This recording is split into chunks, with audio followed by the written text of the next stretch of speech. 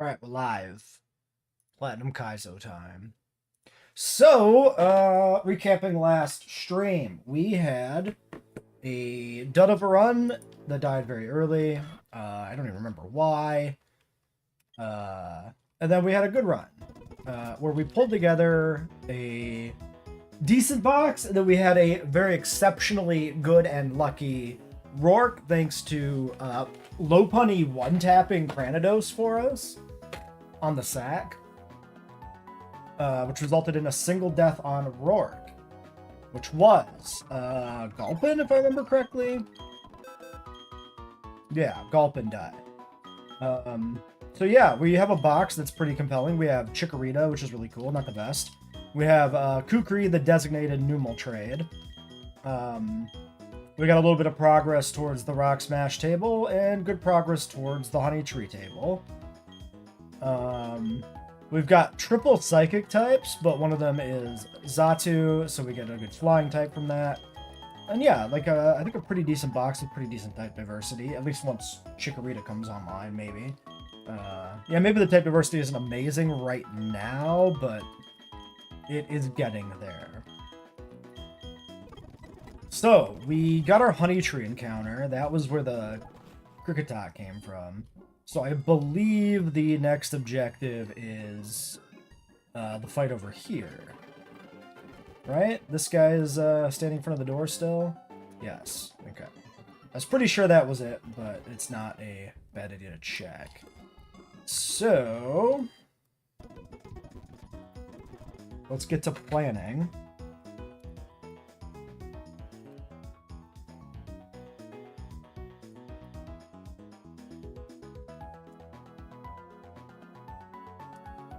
I don't remember what this guy has. So I guess we just go for Commander Mars's Purugly and backtrack. Is this the Drifloon Abomasnow guy? Or Snover guy, I think? Let me make sure.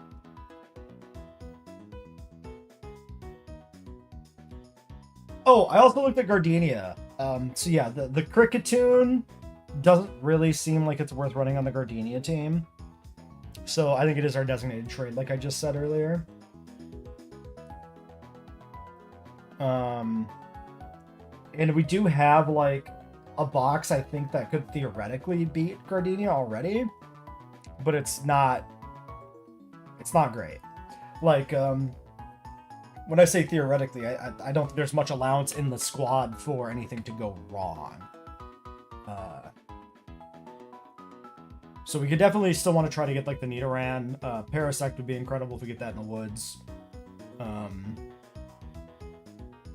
so on and so forth. Yeah, so this is Galactic Pluto. Drifloon and Snover in a double battle.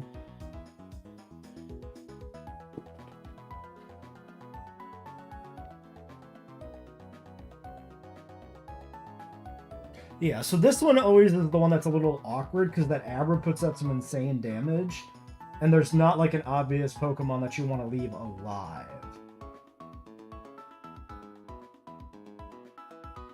Because you're either ignoring the damage potential from the Snover, or you're letting Drifloon cast Ominous Wind and giving it the chance to set up. So let's figure out what our options here are. I think Magcargo's never bad into this, right? I don't think I've cracked the seal on Magcargo yet, have I? Yeah, we should get Magcargo right now. Put that in the calc. Anybody else we should push? I don't think so. We could get the Bayleaf. I probably should get the Bayleaf. I have Shovel. I have Kukri. I have, like, different dudes that we can use for repels. So I think getting Bayleaf makes sense.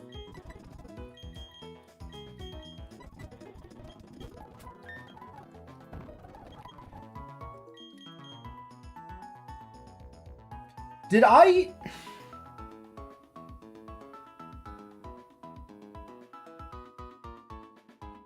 No, I think it was one of the previous runs where I wanted to rock smash the next route, right? That was like the last time we were here when we had Nidoran already.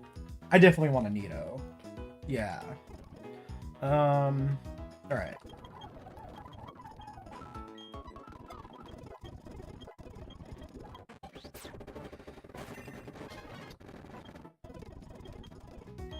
Okay. Before we take the Chikorita up, I think we should teach Rock Tomb to Magcargo. This has a lot of potential on him, and we've never taught it. We get 2 of these, so we still have the one in reserve. This is just better Rock Slide for him, because we're slow, so we don't get the flinches. This is just objectively better. We're just gonna do it. I definitely, I've said this a few times in the streams, in these videos, I have a tendency to just sit on my HMs and never use them, or my TMs and never use them.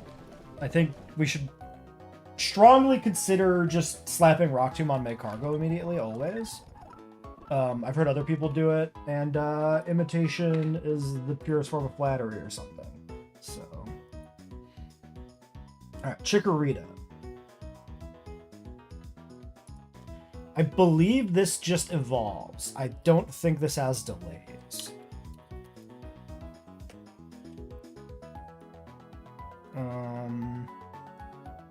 Secret Power at 17, Magical Leaf at 20, Body Slam at 23, Secret Power at 12, Magical Leaf at 18, Aromatherapy 22, Leaf Blade 26, Body Slam 32. So you can delay for Body Slam at the expense of Aromatherapy, but you'd get Body Slam anyway? I don't think I care.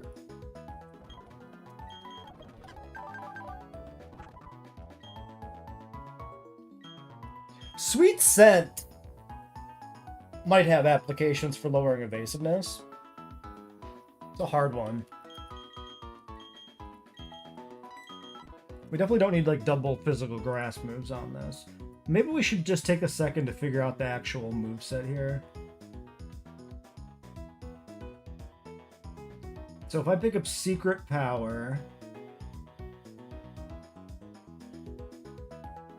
we have Magic. Well, I'll have Magical Leap anyway. So theoretically, if I'm trying to hit like a Sandvale Pokemon, I can just Magical Leaf it. I don't need to produce evasion.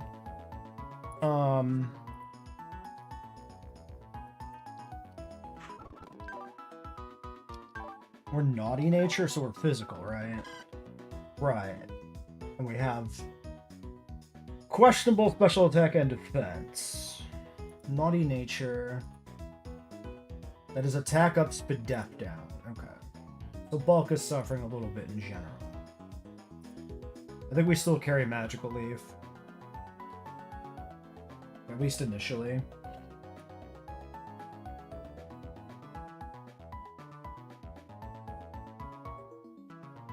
I mean, Secret Power in place of Body Slam is probably fine.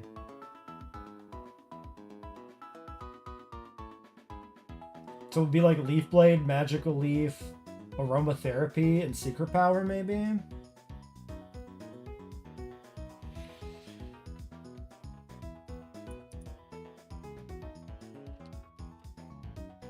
Because Secret Power is 85 base. Body Slam is 90. Maybe I do want Body Slam? But we'd lose Aromatherapy. But am I ever going to use that, actually?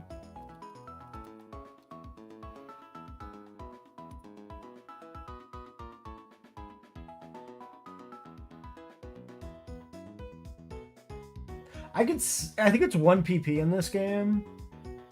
But it's still an opportunity to, like, wake up a guy. I could see the usage in double battles. I think I'd like to keep it. I'd like to have the option to use it.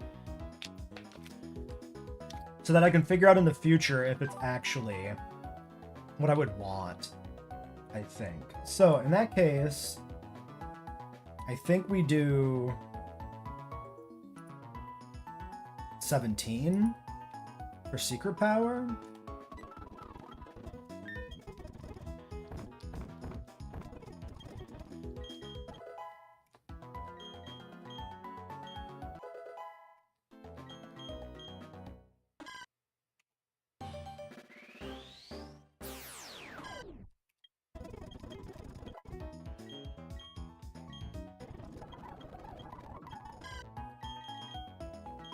Replacing headbutt.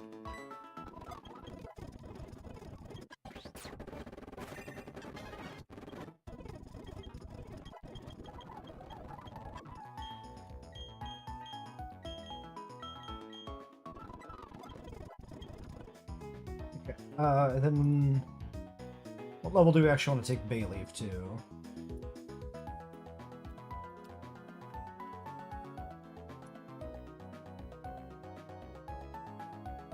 Aromatherapy is 22, Leaf Blade is 26. I think we just go straight to 26 for Leaf Blade.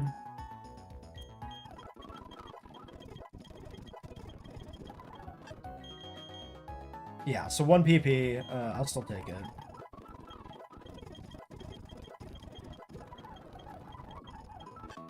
Okay, 95 base, high crit. Replacing Razor Leaf. Okay. Gonna update the calc.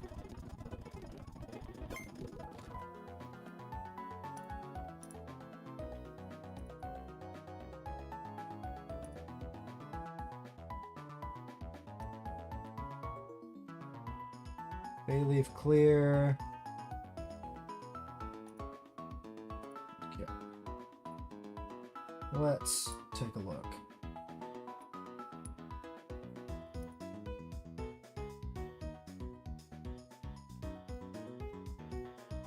Thought I heard a weird sound of error.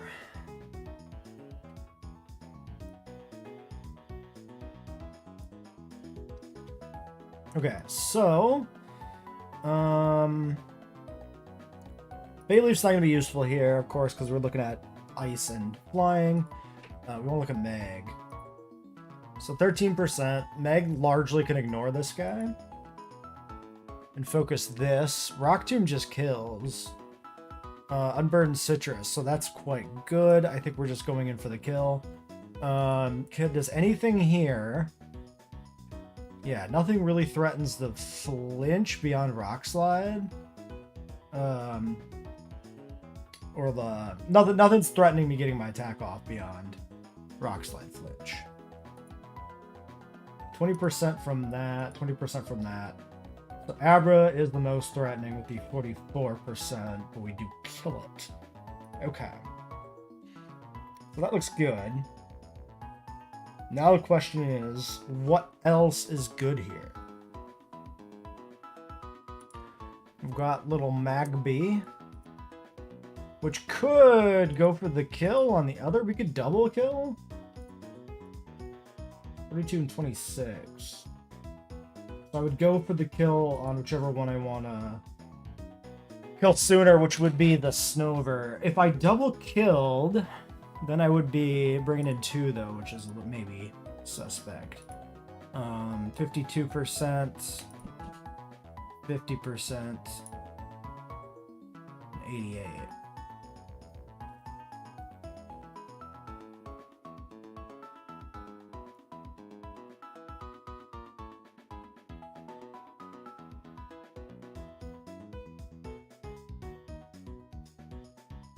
It outspeeds and kills the Abra, which is quite promising. The only problem is I'm dead to, like, Tri-Attack and Night Slash. 27, and I survive that. And that.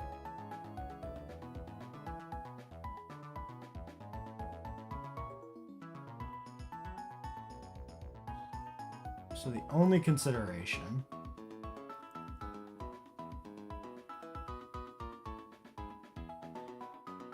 is the one attack that gets off before my cargo kills, right? So if we have this guy potentially taking a big hit, before these guys come in. That's not necessarily ideal. Because then, like, leveling up to not be dead is predicated entirely upon me being at full health, which is not necessarily the case. Because one of these attacks is going off if I use my cargo.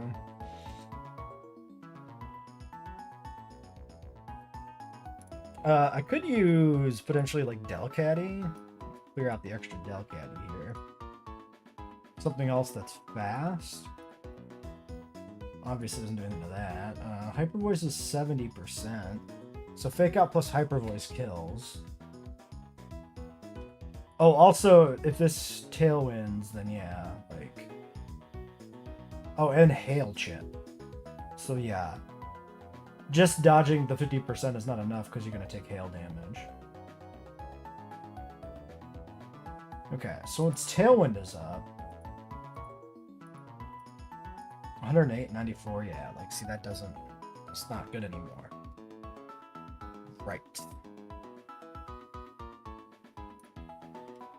So outspeeding and sweeping shit ain't really the play ever. Unless I verify... Unless I'm sure Tailwind never goes up.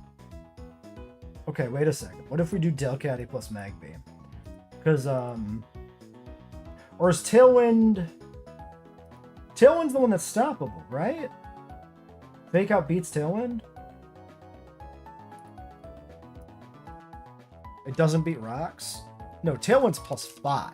Tailwind always goes up. You can beat Stealth Rock. You can't beat Tailwind.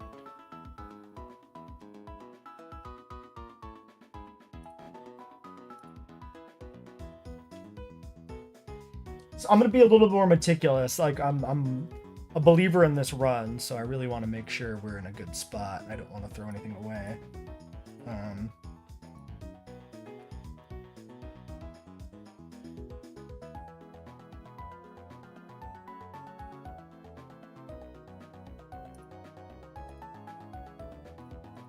Okay, so I'm going to go back to the Meg cargo.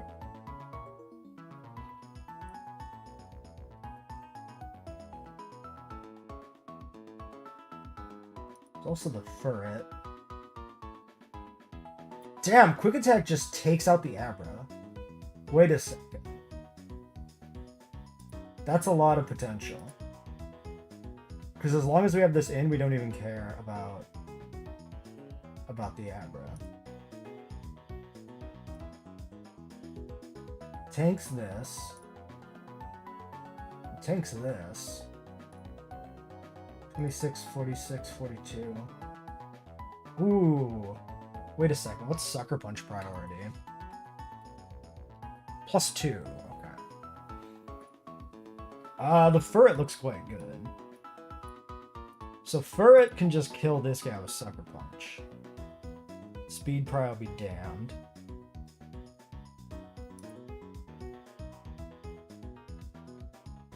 And then if I have Magby, I could kill this guy. Outspeeding. So we get the two kills cleanly.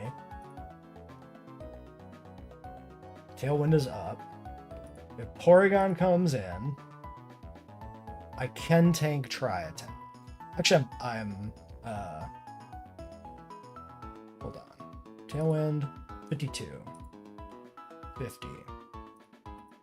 So I can take this to 27 and outspeed. 71 and 125 would then kill this. But that's the only one we'll ever outspeed.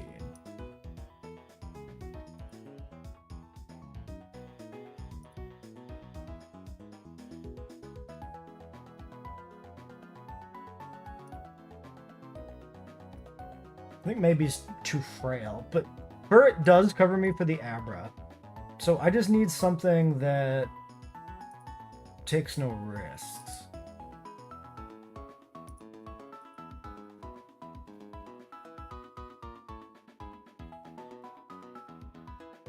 Don't really have any counters for Porygon.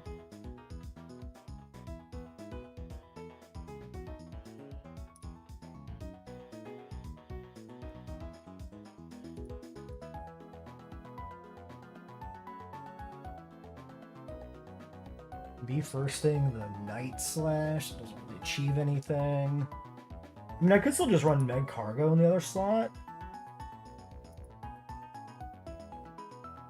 Can we let this guy go?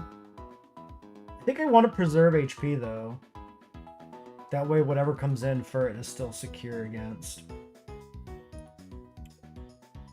Can we always bait the Abra? If I can kill the Abra turn 2, that's really nice. Blizzard try attack. So we're braiding. Oh, there's a fighting move here.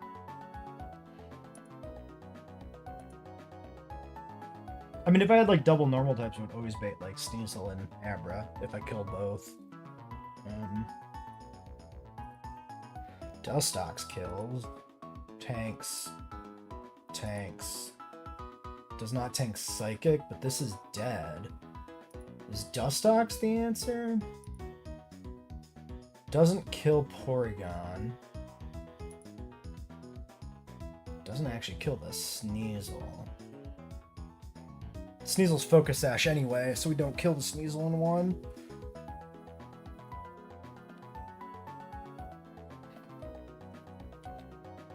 Dustox ain't bad.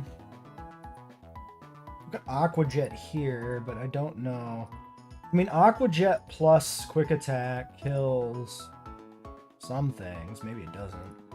No, yeah, it kills Sneasel. In 2 hits. It would only be something I could leave up with the other stops. Porygon. Is this really just like special attack bulk, maybe? Or special defense bulk, I mean. 20%, 30%, like, definitely bring you 23%.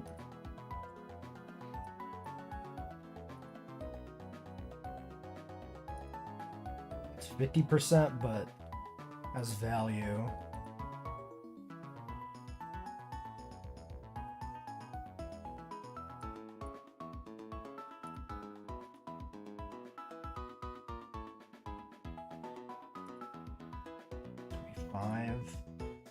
Actually only takes 32% from Sneasel.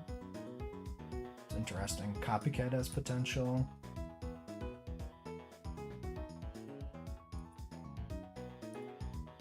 $36.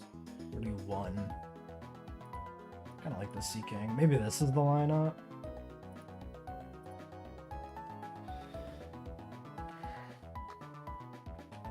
I don't think I want... Maybe I don't want mine.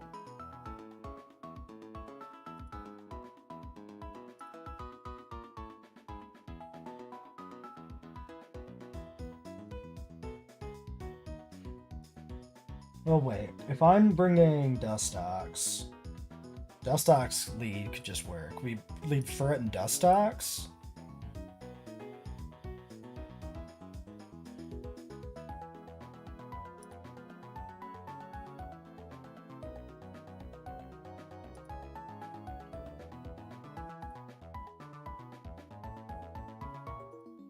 I think that works. Furret, Dustox. I guess these guys in the back.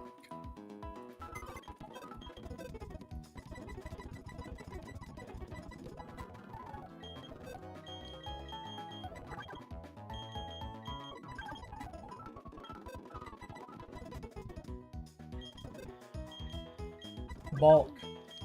Bulk. Double battle utility.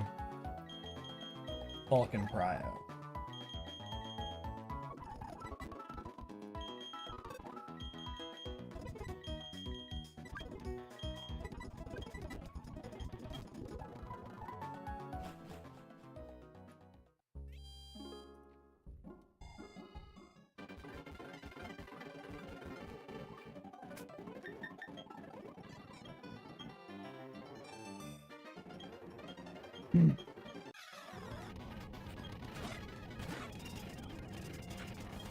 Alright.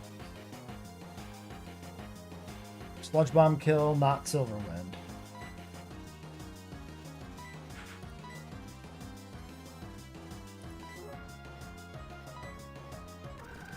Okay, Tailwind is up. Is that not? Oh no, that wasn't burn, right. I was gonna say, I wasn't considering Aftermath there, but that's because it's not Aftermath. Okay, this is good. This is good. We kill the Abra. Quick Attack just kills Abra. Sucker Punch kills Abra. Sucker Punch is just a priority move in this game, so that's fine. And then Dustox on Sneasel. 60%. We can go for Silver Wind. And then we can kill with a priority move.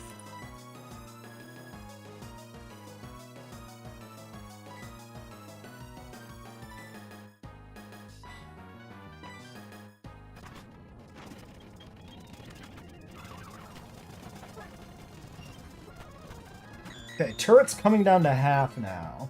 This downloads attack. That's good. I always forget about playing around download. It worked out this time. We're dead to try attack crit.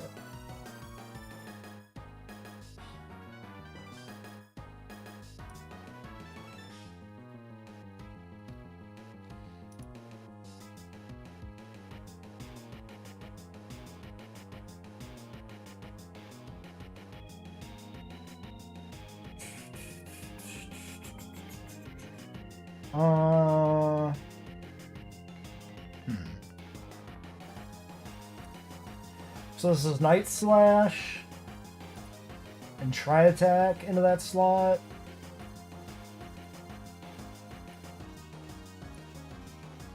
I think we just switch. I think we go for Silver Wind on the Sneasel slot.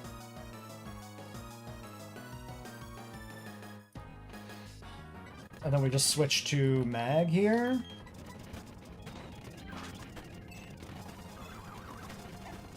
Alright, Reflect is up. That's fine.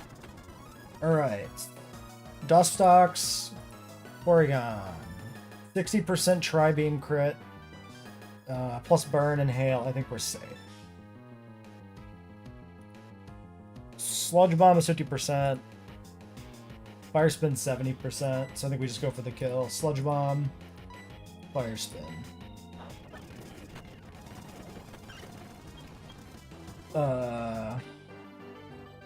Was Tailwind down? 52 speed? It had to be. Okay, I missed that Tailwind went down, speeding up. So Quick Claw actually, well, it wasn't really relevant because we weren't going to die anyway, but it was a good time for Quick Claw to go off, theoretically.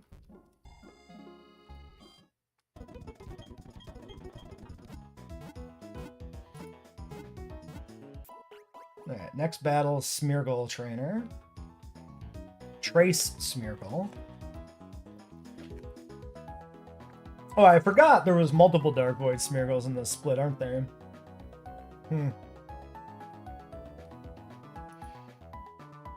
I kill a Slam and I Speed Tie the Smeargle. Intriguing. I could fake out. HP Fighting won't kill me in one turn.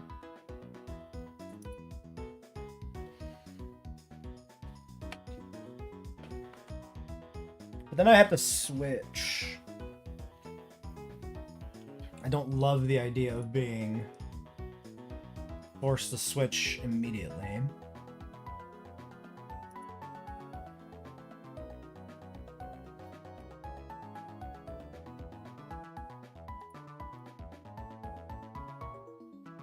Brick Break. It would again be fake out Brick Break stuff.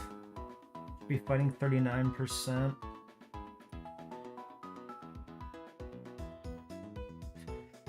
I guess the upside is like HP Fighting is very easy to switch into. So it puts us in not a bad spot to like react to it.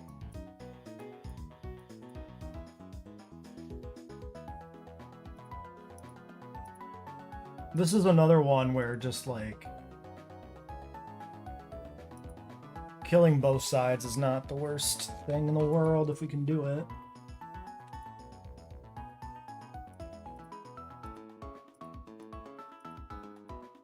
Okay, this outspeeds.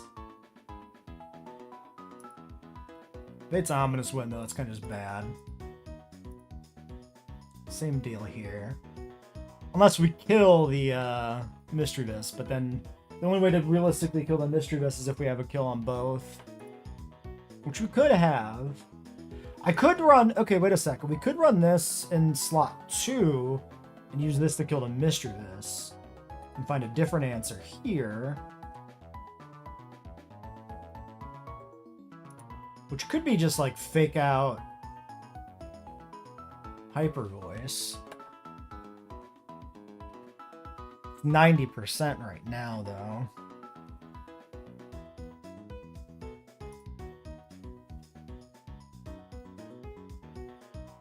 Fake out Quick Attack Hyper Voice, then we leave whatever comes in the second slot up. Okay, but this does get me an opening where I'm not taking any... The opponent is taking no actions. I'm taking no damage turn 1.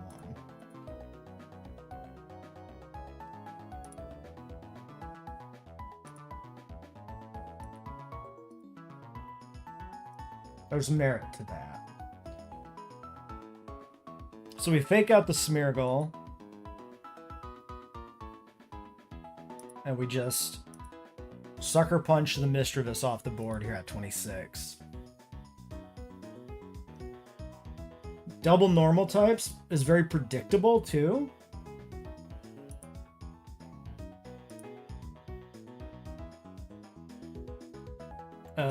In that it's just going to be raw damage. It probably baits the Heat Wave. So I outspeed can just kill the Houndour. No, I have to...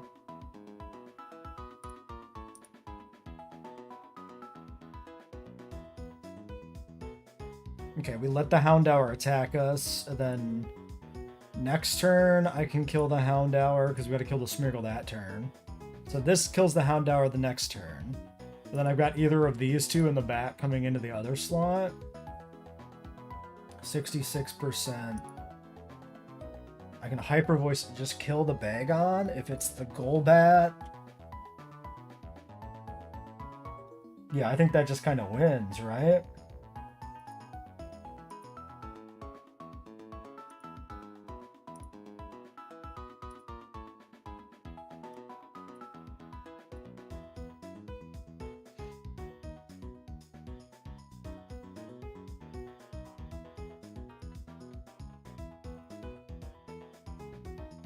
We just throw some bulk in the back line.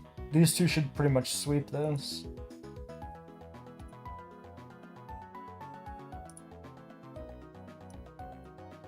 This one looks pretty easy.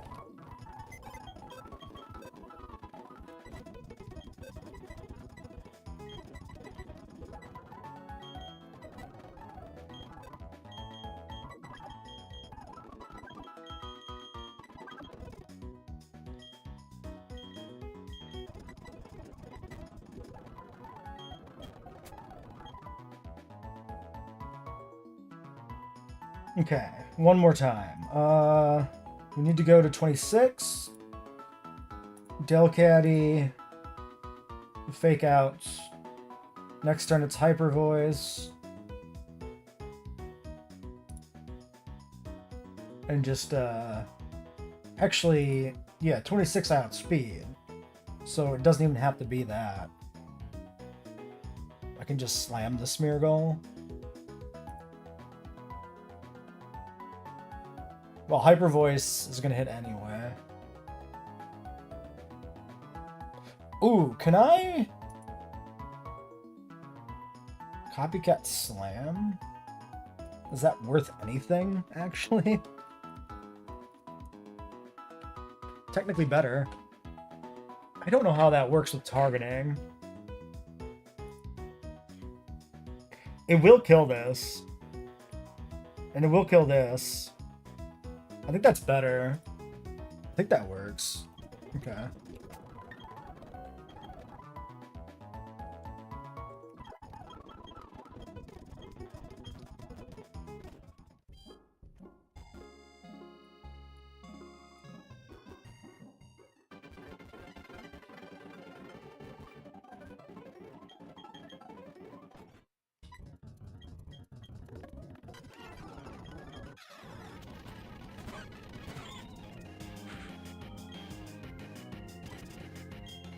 Sucker Punch, Mystery Vest, Fake Out, Smeargle. Oh no, Sucker Punch is, yeah, because it's not a slam turn. Yeah. Right.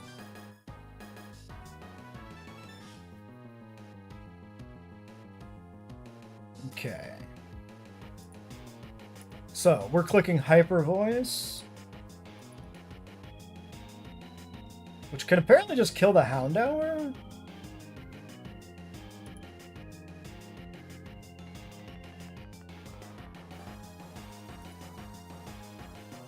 %87% chance. And then I guess we're just quick attacking into Smeargle.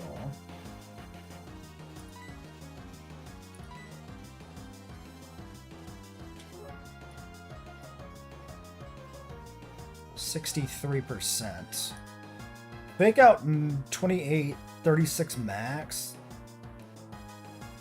Yeah, so even if we got max roll Fake Out, Hyper Voice could still technically miss the kill on low roll.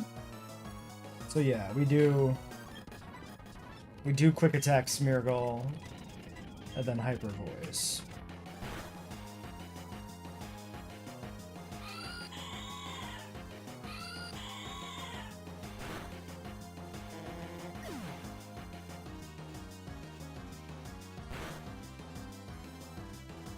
Nice. Incredible.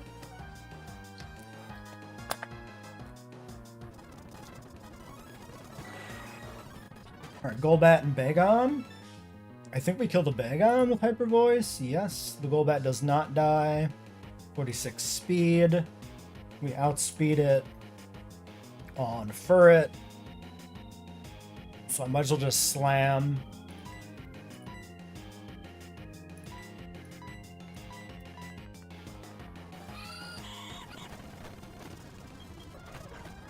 Wow, damageless. Goddamn. They didn't get a move off. They got obliterated.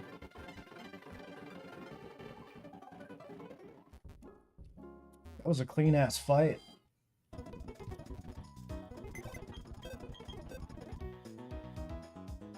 Alright, last trainer before Mars is the Helping Hand Confusory Will-O-Wisp Duskull in the Lunatone. So we obviously killed a Lunatone. Seeking has a kill on the Lunatone.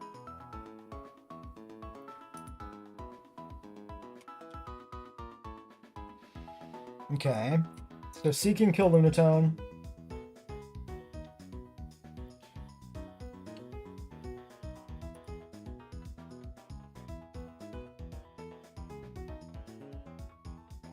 And then just try for like a Sing on the Duskull or something?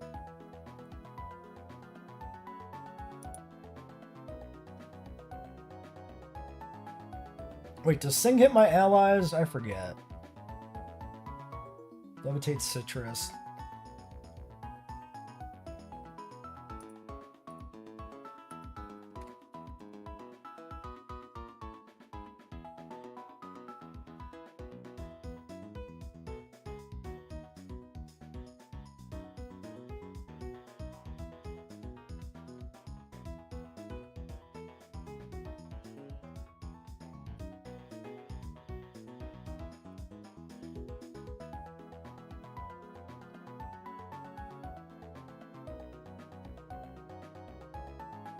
Target both opponents and ally. Okay, Sing is AoE.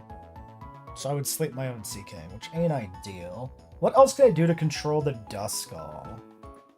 Sand Slash and just sneeze on him with Sand Attack? And then we got the Pursuit Trappers in the back.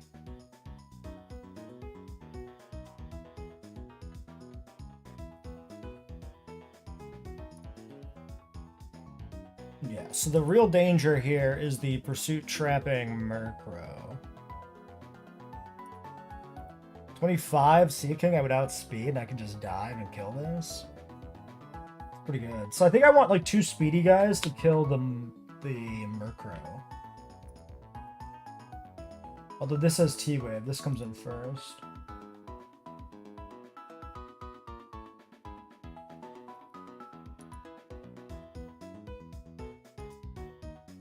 We could go for like the stun spore on the Dusk Skull, maybe.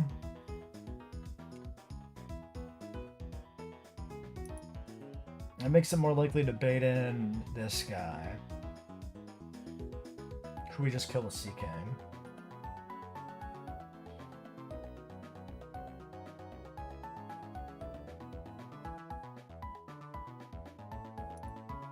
I can also Bug Bite his Citrus Berry for healing on Butterfree. This might be a decent Butterfree lead.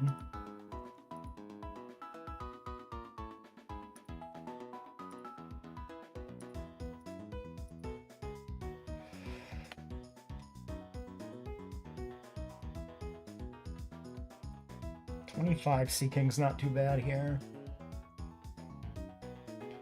I would like to get the Murkrow baited in soon and kill it.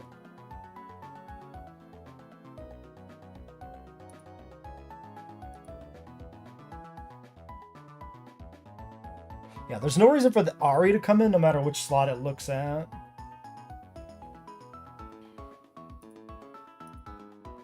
Pursuit damage is a little high here, but I could just try to kill this.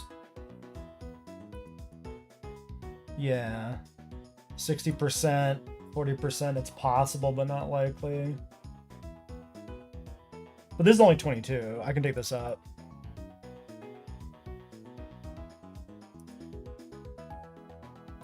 $25 is 50%. We do 25 on both, maybe, here?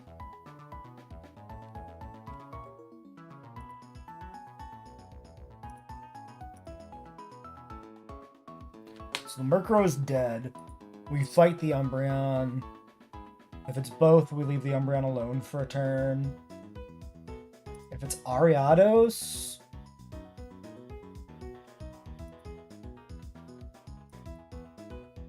we get intimidated.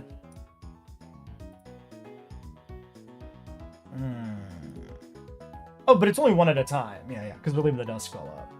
So we're never intimidated and have Murkrow on the field. Yeah, I think this is good. Oops. Fuck. Switch boxes.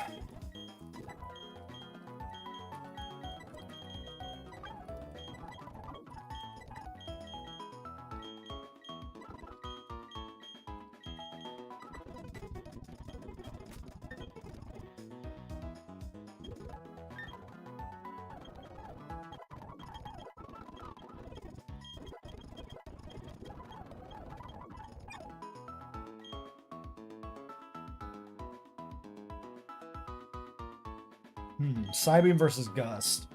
Psybeam is more raw base power, so I think it's better.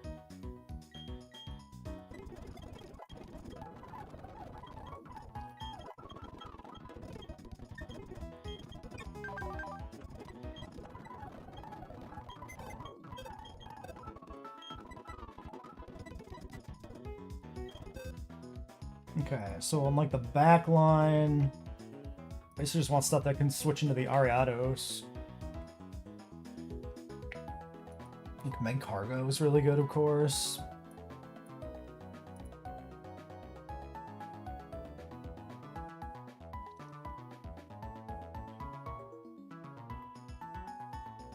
I think we'll bring Sand Slash. 30%, 27%.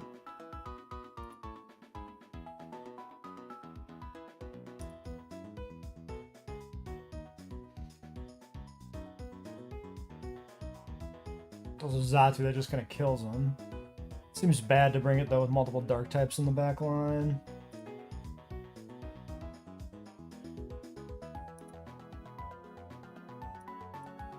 I think we just kind of bring the usual suspects. Maybe another Bug is good.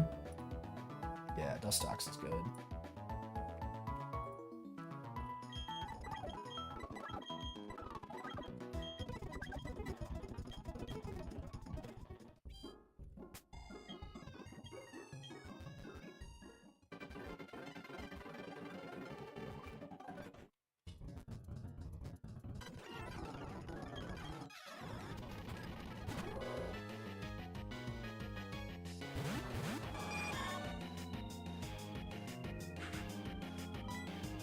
Alright, kill the Lunatone.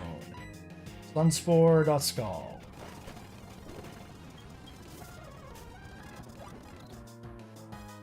Alright, Butterfree's confused, Umbreon comes in.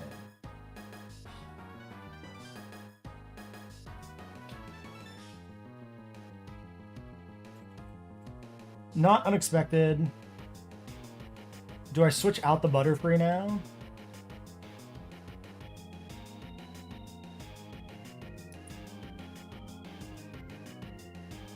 I want to dive on the Umbreon.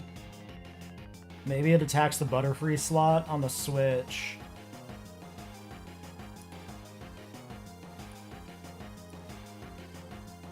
I think we maybe just go to Sand Slash. 37% if Sand Slash is in. Or Murkrow. I mean, yeah.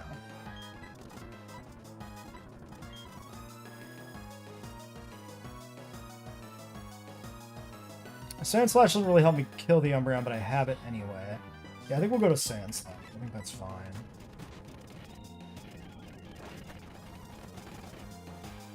Okay, I went for the T-Wave on that slot. That's quite good.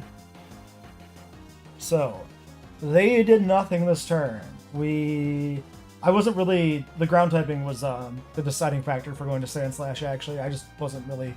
I was worried about damage, so I wasn't thinking about Thunder Wave on that slot. But, yeah, going to Sand Slash is actually quite good. Alright, Seeking always kills Umbreon.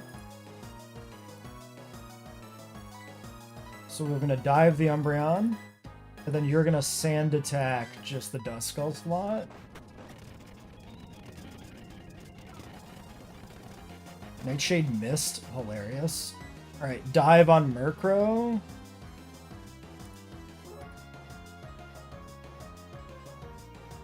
This is why we leveled up to outspeed this. I think we just Sand Attack again into Duskull.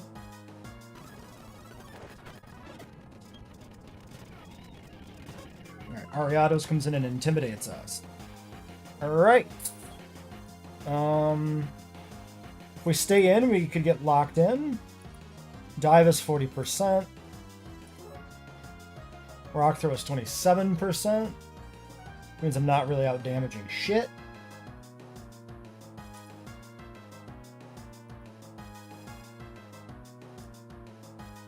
This could be just that double switch to main cargo and Dustox.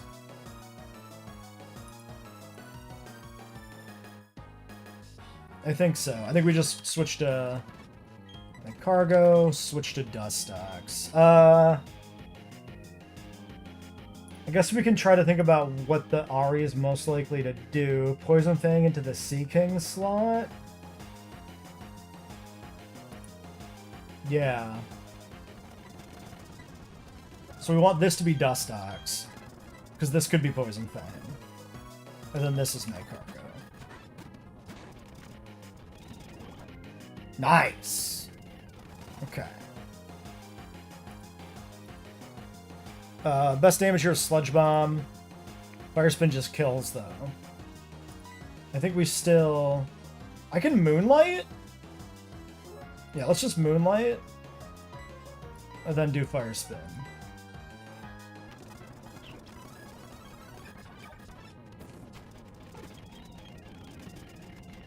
Alright.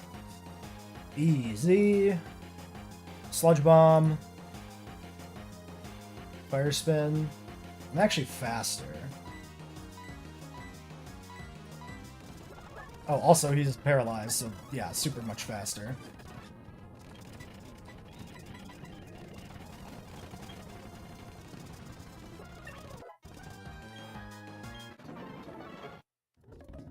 Alright. Mars. Then we can open the Nidoran loot box. Let's see if we get coal. Mars lead is probably these two. This is usually quite good.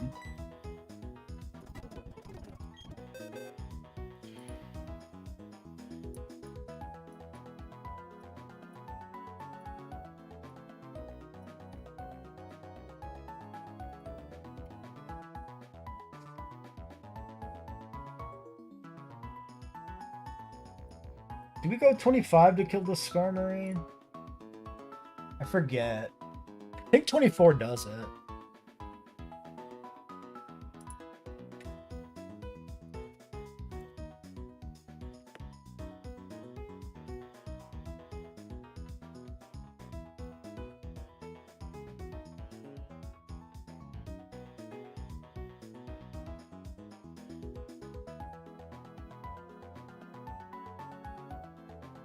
Maybe not?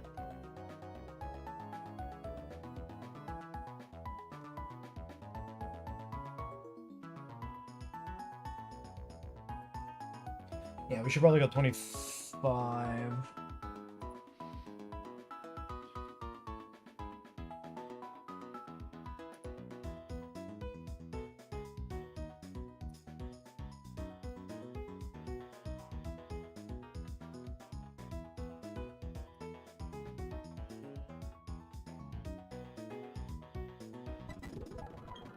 Just to make sure we kill it. I think the low roll won't kill it otherwise.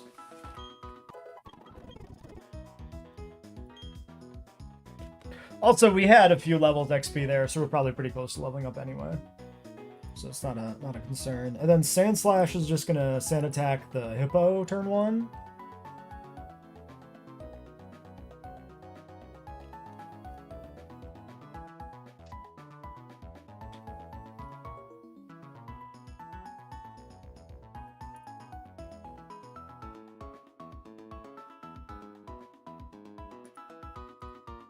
Doesn't this usually end up baiting like Perugly or something? Why is that? Maybe I'm wrong. Iron Tail of super effectiveness? I feel like this brought in Perugly sometime. I don't immediately see why that should be the case.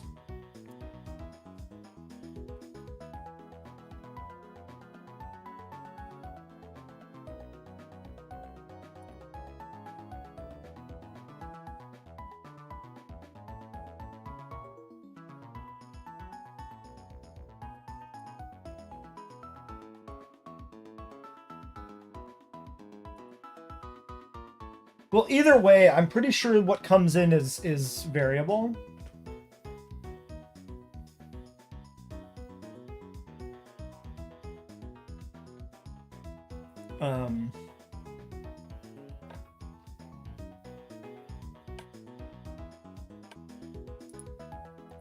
Maybe.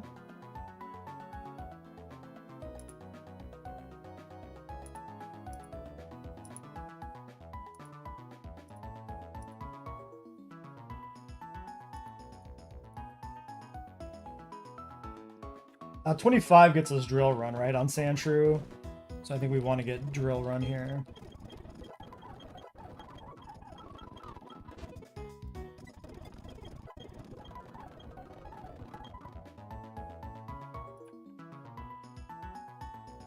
Okay, and then we need ways to hit through the sand veils and shit.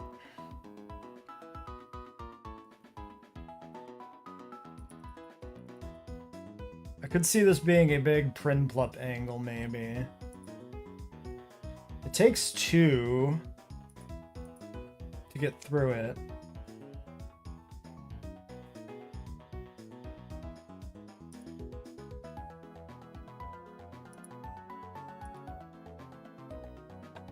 Bayleaf's not great here on account of the 2 things with evasion having fire and flying moves.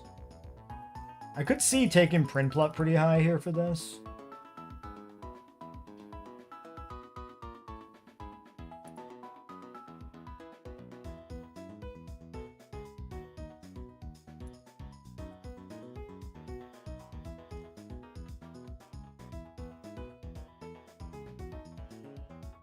What other options do I have?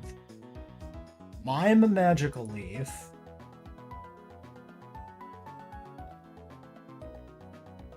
Grass is not that great against these guys. Aerial Ace.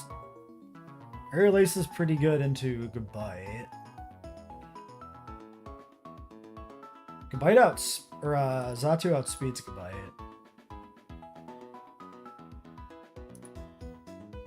Crinplup will never outspeed. We can get up to 35-ish. We do still have Love Disc. It doesn't do any fucking damage. I mean, it does to Gligar.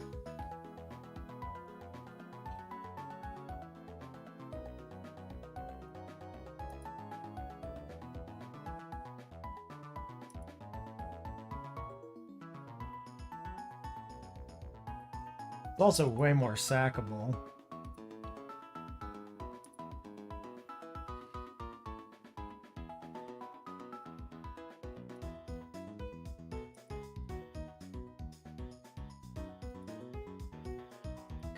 I could crank Love Disc to like 28 here. Also, is Love Disc more sackable or more tradable to for Numel than Kricketune? I'm not sure that's true because we taught it Toxic and stuff. It has some niche. If I do 28, 48% damage.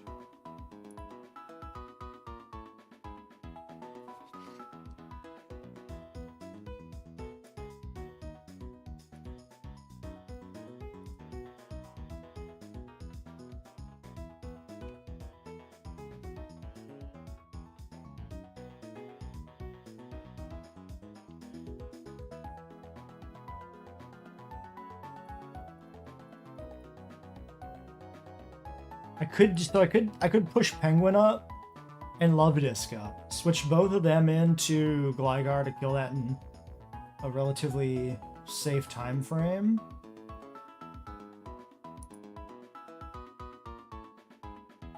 And if it's the Gabite, 24%.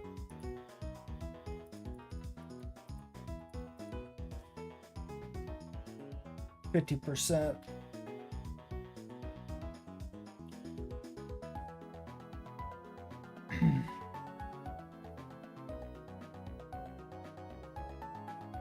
The Gabite is less of a threat because it doesn't set up. I think you need a much more definitive answer for the Gligar than you do for the Gabite. So I can see the Penguin plus Love Disc angle being alright.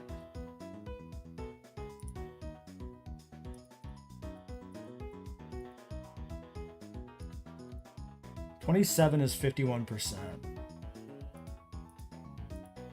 Oops, wrong guy. 41. And 45. 51. Let's see here.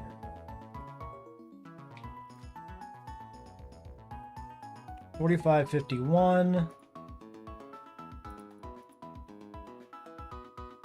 41, 48. Yeah, so we do both at 28 on Love Disc and Penguin. We double switch on the Gligar and that kills that.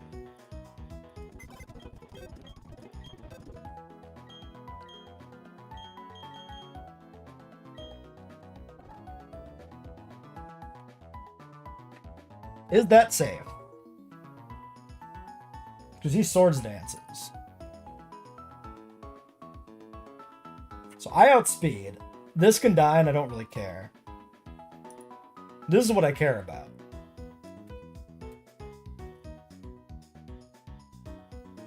Earthquake might be deprioed because he has a grounded partner. In which case this is safe. I think this is safe.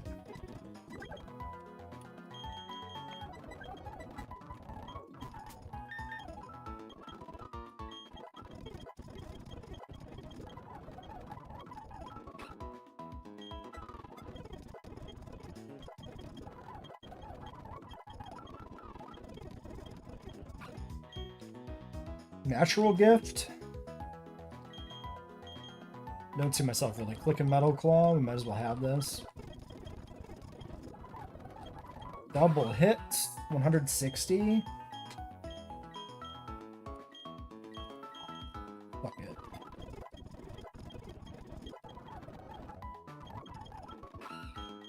Alright, Drill Peck over Aerial Ace. Keeping Aurora Beam as our hit move. Maybe. I'm sure Aurora Beam's gonna be better here.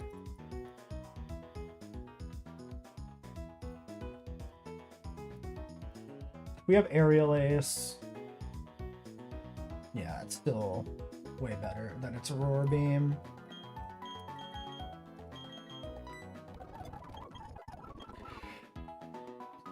I wonder if I should have kept Metal Claw for Empoleon. Now that I think about it.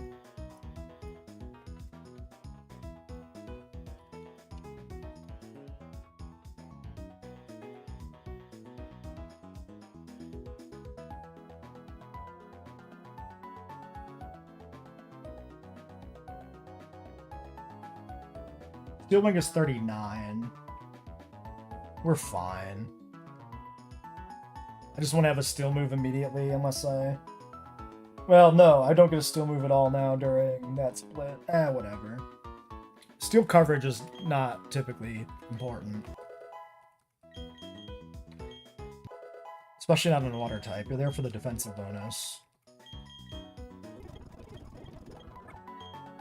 Confusion? No.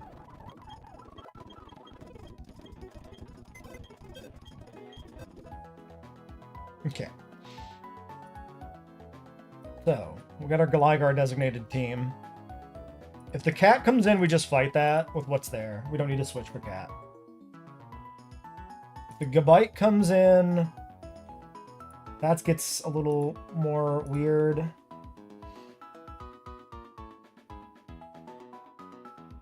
On account of his bullshit shenanigans with protecting. Let's worry about the Soul Rock first. So if I bring in... I mean, last time we killed it with a... It's a Bright Powder user. Deking, I was gonna say.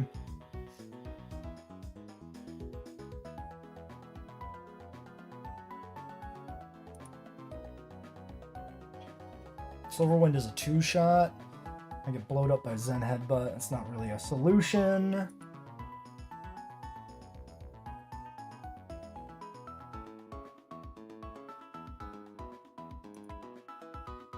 Magical Leaf?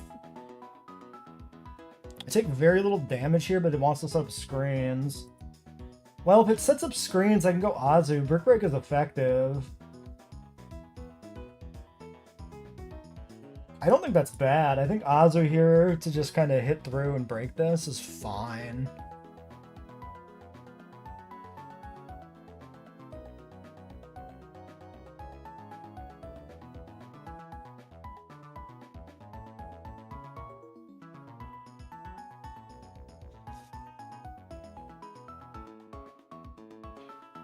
I wonder if it's ever worth teaching this guy like a Water Pulse.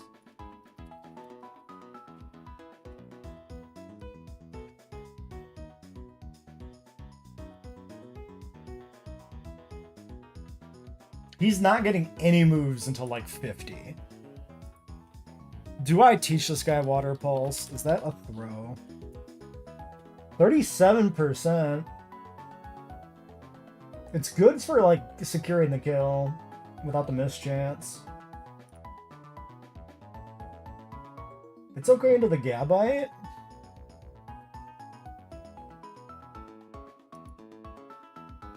And it's back up here actually too. That's not bad.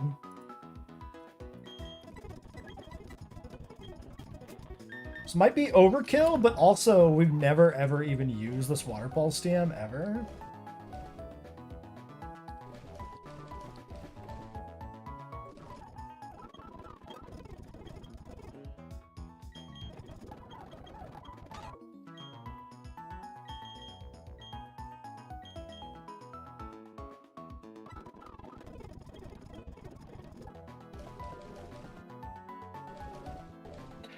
Can you even Rock Tomb? No. I think I'm gonna teach this.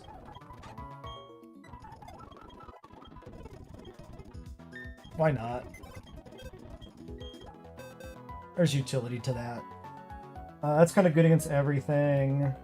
So I guess the last thing would be maybe another answer for Gabite. Azu is good enough against Purugly.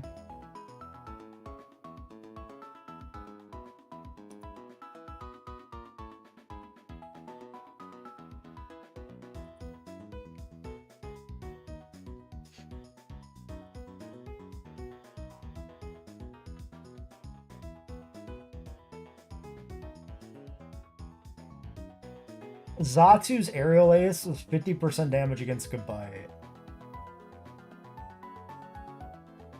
I could see Zatu being good here.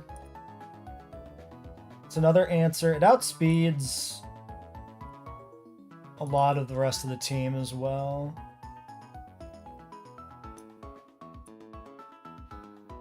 And it's immune to sand damage, which is nice against Gabite, who has a tendency to stall us.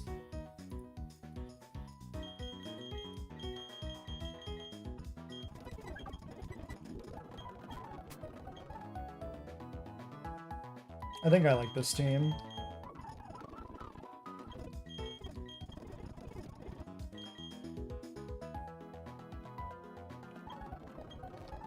Okay.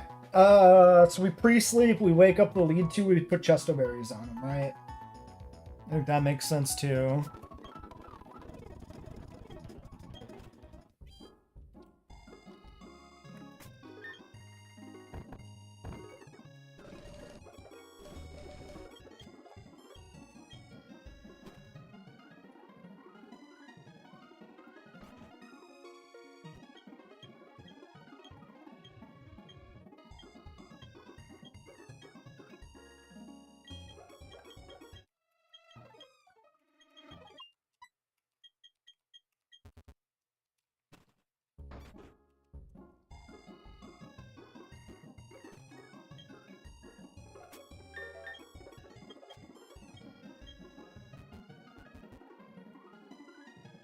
Oh, yeah, we should also do poison on Zatu.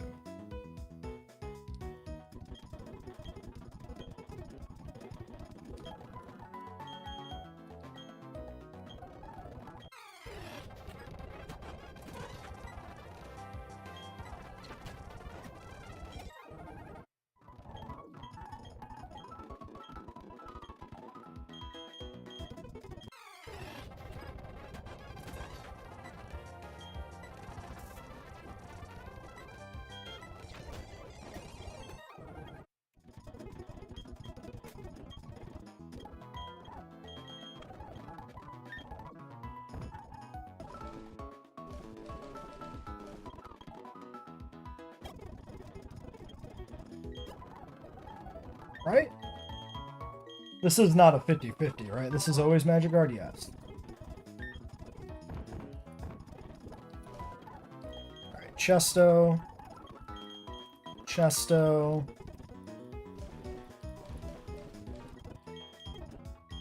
Oran. Oran.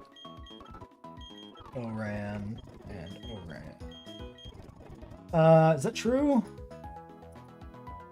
Shadowclaw return, Iron Tail, Fake Out, Swords Dance, Fire Fang, Rock Slide.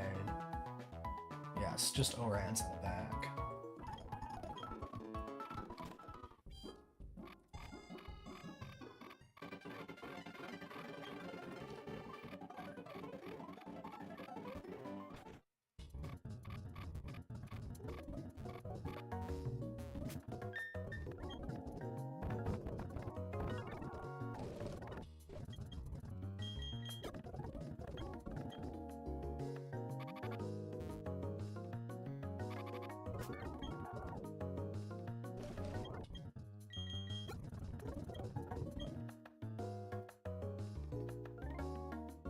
I think one more step forward triggers it. Okay.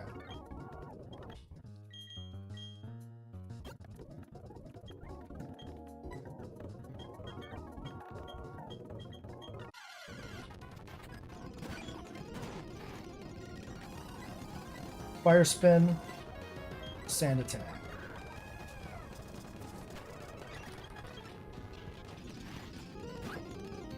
Okay, Gabite, just ignore him this turn. Will-o'-the-Wisp, Hippo.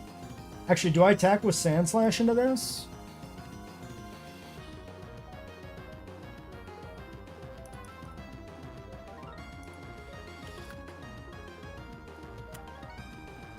I can, but he's probably just going to protect. I think we just, No, I'll attack into it. Yeah, double protect anyway, expected.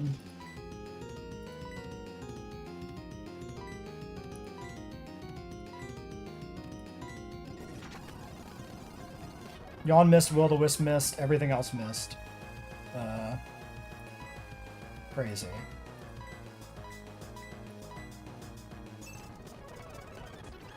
Okay, he's burned.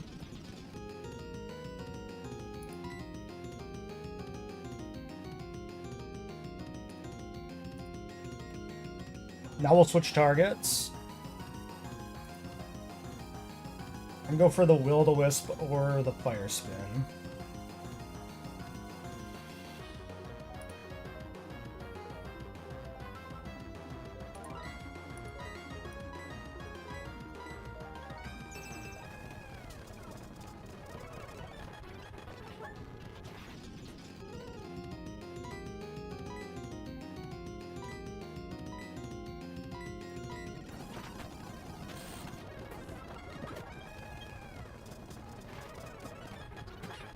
Perugly in. What's Will-O-Wisp the Perugly?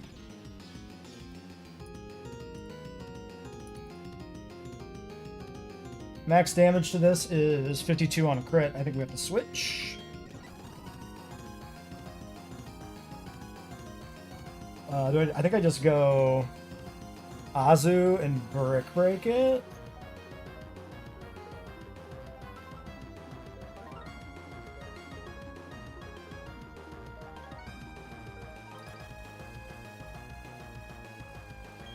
Do I ever go Zatu? No, it's too much damage.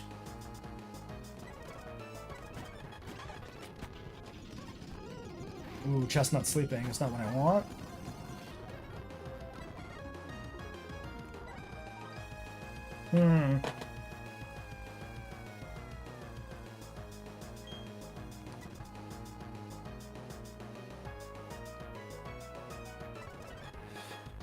A conundrum. Okay, he's not sleeping this turn. Hippo, that is. It's not earthquaking because it's got its friend on the ground. Which means, I mean, it's probably just going to protect, right?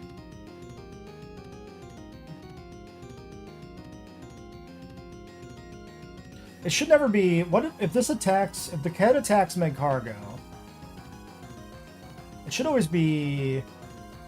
No, it's Iron Tail or Shadow Claw, so I never want to bring Zatu into that slot. I can go to Slash for a turn here. Because it won't be Return, which is the only thing that threatens Sand Slash. And then I can go for the Brick Break here.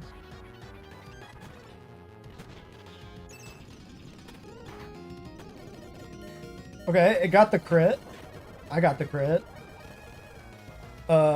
Jesus Christ. I guess I should have checked the damage more closely on that. Because that was really close. I think that was probably like max. I wonder if I was dead. I'd have to go back and check the number.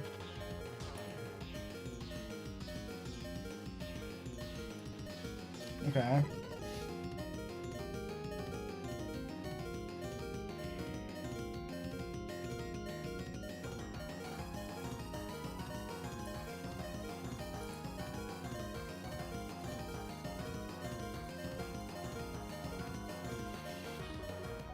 I can Brick Break here for 40%. I should have brought somebody else to help kill this, maybe.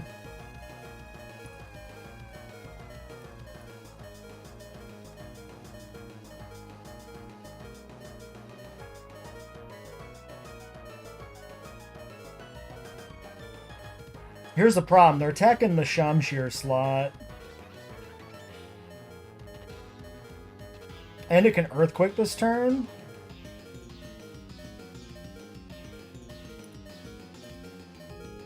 It's not that much damage. That doesn't do that much damage either.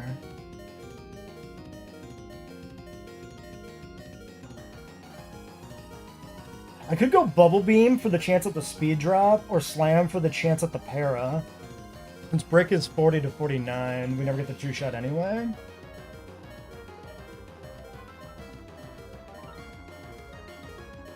And then I go, like, what, Meg Cargo in this slot? Because it doesn't really take that much damage. I mean, Earthquake hurts, but like... 40%. Well, wait a second. Do I go to Zatu?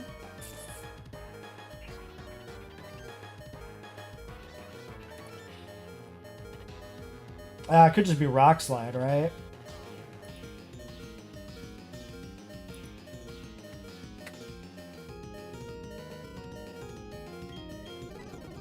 I think we gotta go to Sans Meg Cargo. Jesus Christ, how many wrong names can I say?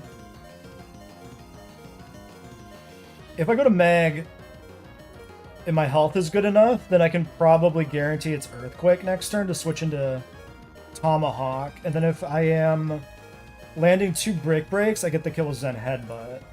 Okay. Yeah, okay. So shift here. Brick Break Soul Rock.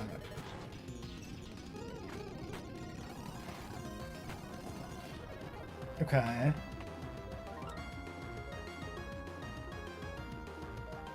So I don't think this is ever Rock Slide.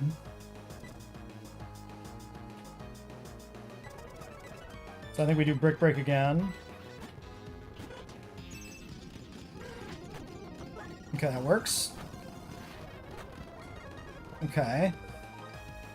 Now I do 2 Pokemon. Okay, so we do Zen Headbutt to kill Soul Rock. 23% guaranteed kill. We outspeed. And then in the other slot, we gear up for the incoming Gligar.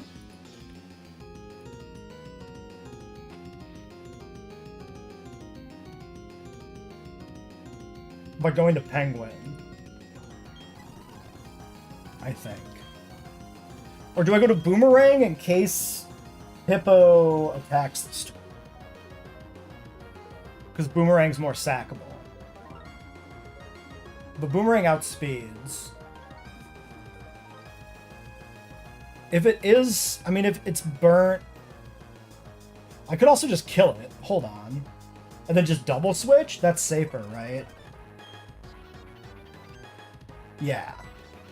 Am I faster? Yes.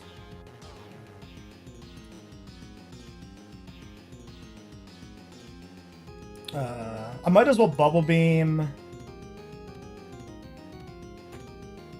Okay, but if it protects, then the other one's coming in anyway. Yeah, no, we want to switch. No, well... What did it do last turn? It protected last turn, right? I think we go for the kill.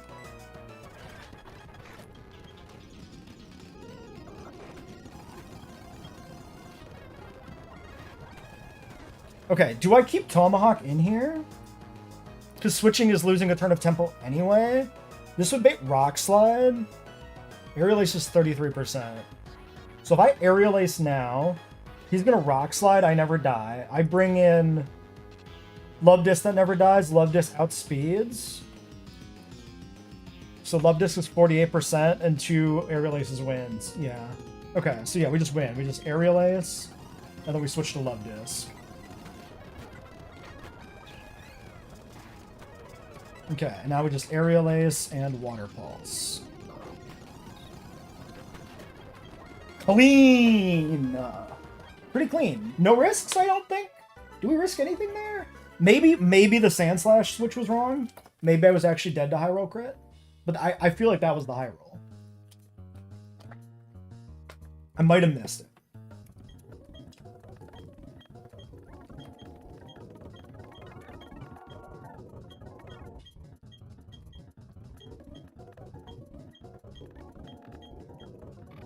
Okay, so we ended up using 1 Chesto Berry and 1 Oran Berry. That's really good. That's really low damage overall.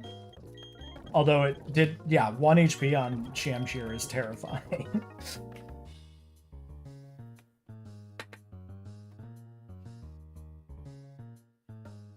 Okay, other than maybe the mistake with the Shamshir pivot, If it even was a mistake, again, maybe it was safe. I don't know.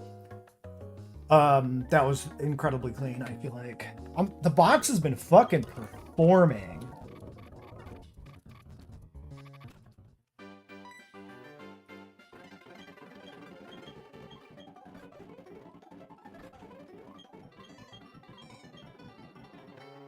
Alright, I think I want Nidoqueen.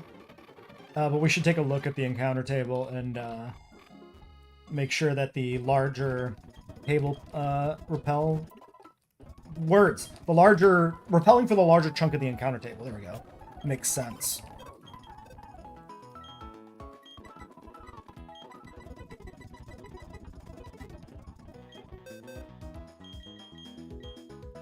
$15, $17, and $10. Okay.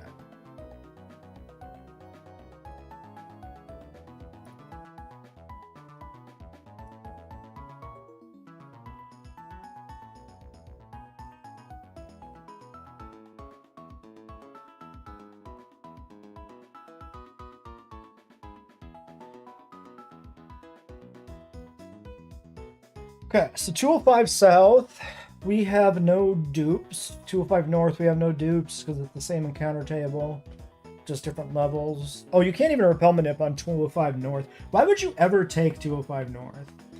Oh, Buizel and Pachirisu chance added in. So it's not the same encounter table because the upper part of the table is different. Okay, that makes sense. If you want to delay for Buizel or Pachirisu. I hear Pachi's pretty good. I don't know how good Buizel is. We definitely want daytime. Arbok, Ledian, Poochyena, Nidorina. But then we're adding in chance for Ekans and Nidoran female.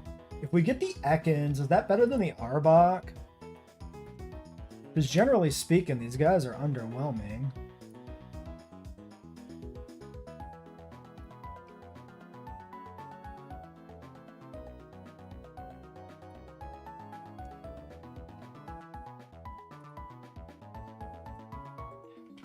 Ekans, Wrap, Acid, Glare. Do we even get Glare at this level? Wrap is 20? We do, right?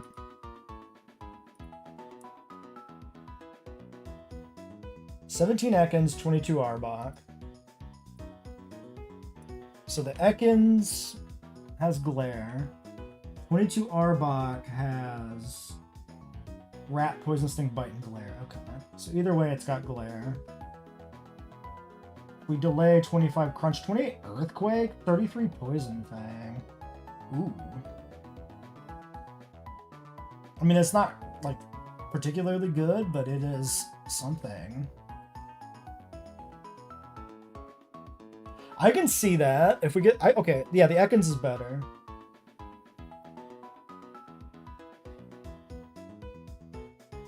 Otherwise, Poison Fang is 42.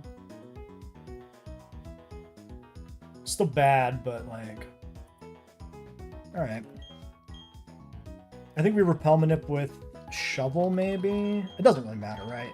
Does Boots at 17 the level we want? Yeah, let's just use Boots.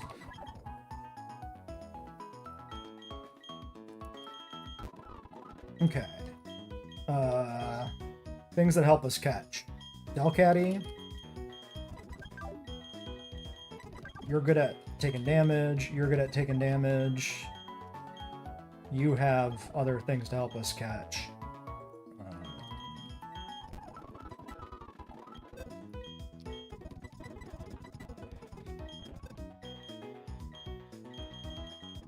I might want to carry a poison type. Yeah.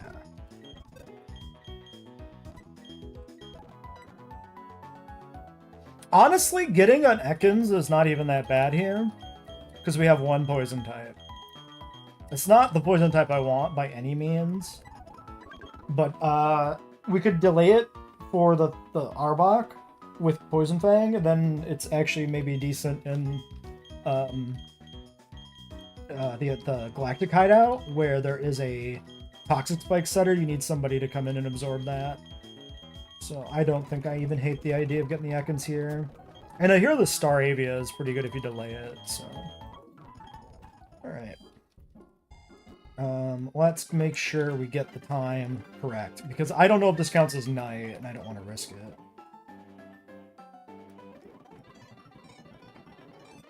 In fact, before I do anything, let's use the repel.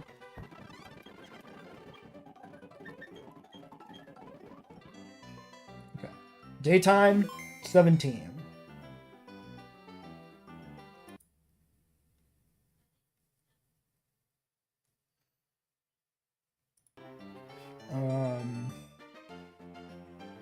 Might as well make a save state. That paranoia always comes in there. Okay, run as date, which I have not booted up yet today. Run as. We don't need to reboot every time we use this, I found out. I didn't realize that's how it works. 3 p.m. Run that shit.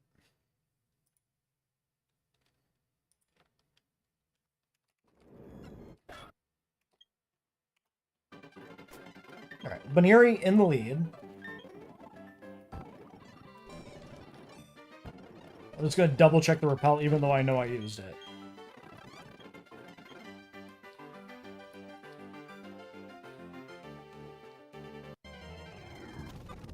Not what I want to see. Another fucking bug is bad. We never get the Nido. It's 50%. We never get the fucking thing. We're like 0-3 on this, which is not that crazy, I guess. 22 Ledian. It's a better Rock Smashes coming up then. I mean, Rock Smash is looking really lucrative now, but this is also going to really damage the gym team. Let me look at my notes. So, for reference, right, we would have wanted a Nido for the gym. And now that we don't have that...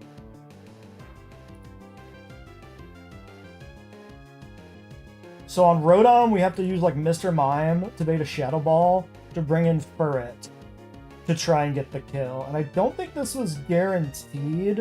I think we're like dead to crit, but then we can use like a Revenge Killer to get it or something. So the Gardenia team preliminary, you know, prior to this encounter was looking to be Delcatty, Furret, Bayleaf, Xatu, Seeking, and Mr. Mime, which is a ramshackle team. But it's fine. Anyway, Ledian 22. What does this thing have?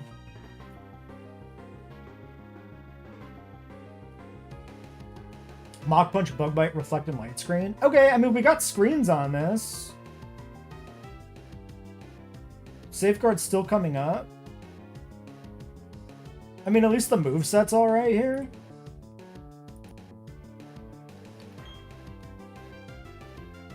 I could probably fake out this once. What's the catch rate, I guess?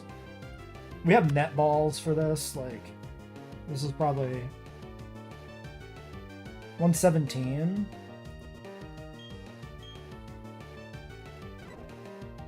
I doubt Mach Punch is that scary coming from this.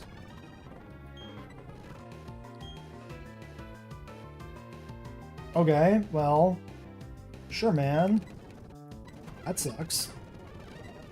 Alright, we'll go for the Stun Spore instead.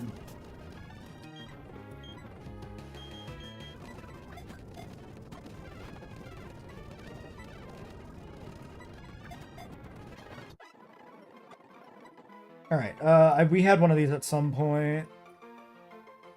It was like Knuckles.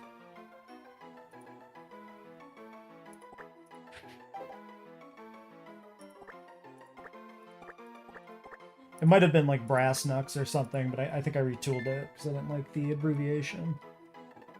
Well, here's hoping it's at least a good Ledian. Now that we have every bug type in the fucking game. Oh, that was the repel wearing off, I think. I was like, what the fuck was that?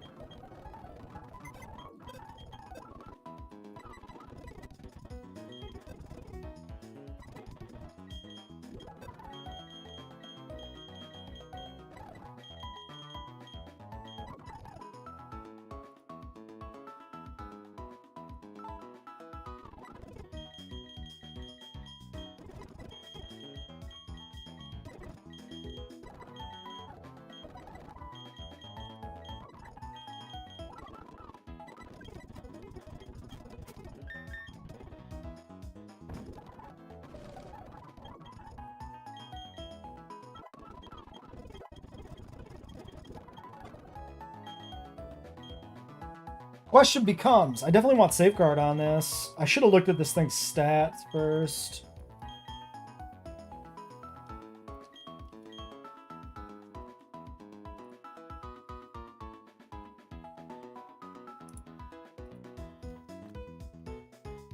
Always Iron Fist?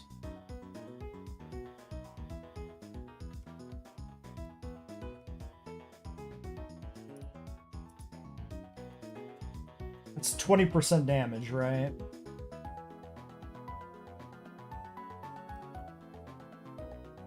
So 20% boost to Mach Punch versus Stab Bug Bite. The priority move carries with it some interesting bonuses. Wait, do I have Light Screen on Mime? Let's do that. Let's do it that way. If we have Light Screen on one Pokemon, we'll put Reflect on the other one or vice versa.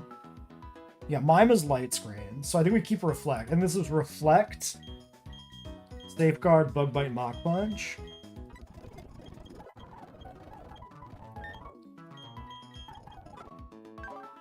Hardy's neutral. That's quite bad. That's quite bad. I mean, HP and attack, but, you know. Definitely a good thing that we didn't delete one of the attacking moves. This is an offensive Ledian for sure. Miserable defenses makes it a bad screen setter. But whatever.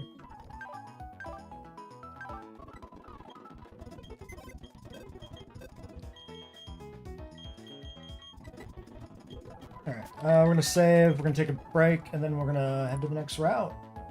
Let me mark this in the encounter document, though, for our 205 South, Ledian checked. This is not a relevant dupe for Eternal Forest. So, yeah, Eternal Forest, I think we take Grass. Because I would like the Para's chance. We do Daytime Grass.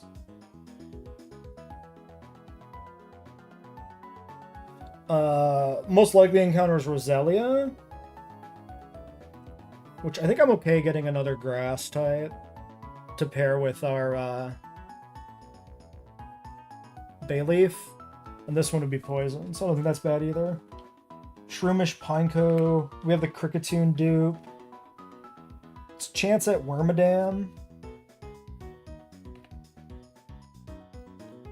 And Motham, but Wormadam is higher odds.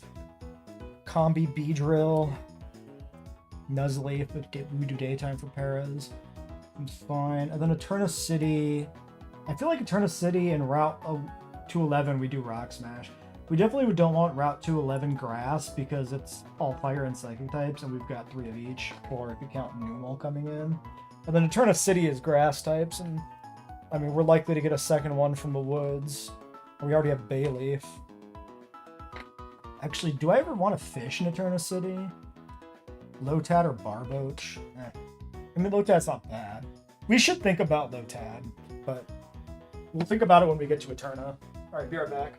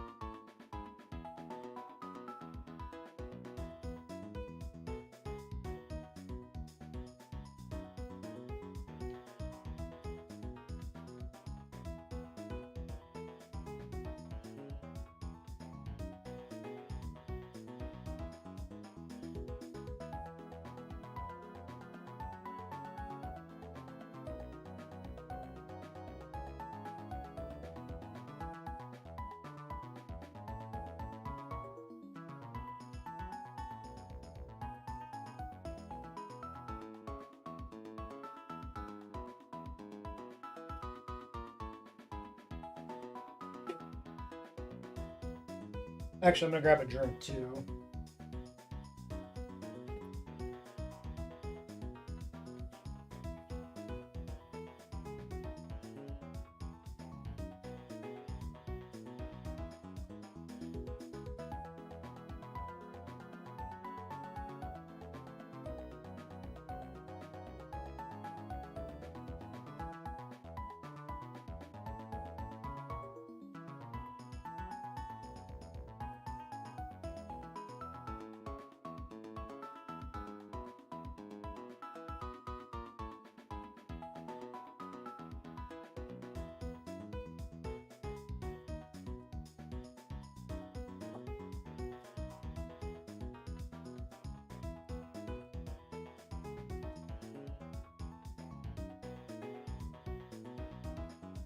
Also may not do a turn of force, or start a turn of force today. I'm not in a rush.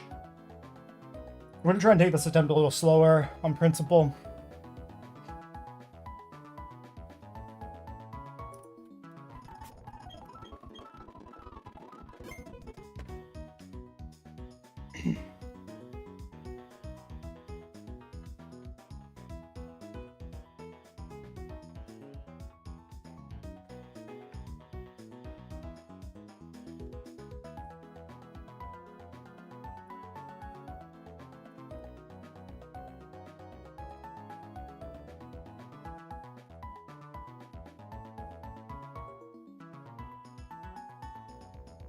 Alright. Next one's the CDOT trainer. Let's put down here in box 2 our delays. Or underwhelming Pokemon. Geodude's not really a delay. It's just a matter of whether or not he seems worth cracking the seal on. Otherwise, we can leave him as a both a Repel Manip potentially and a XP Drain.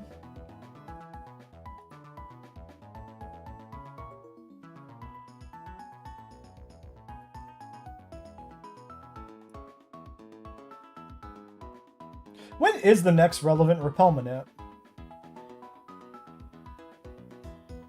Route 208. For garbage?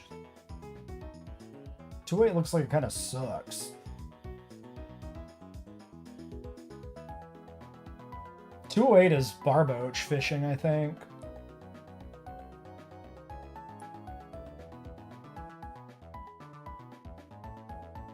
Choose a Finny and a Croconaw on 209.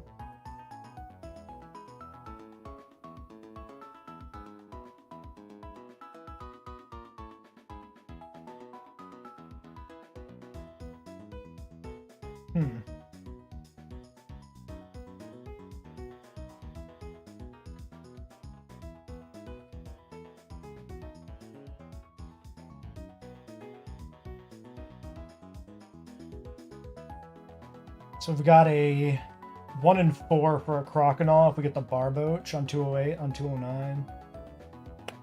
I would really like to get the Croconaw again.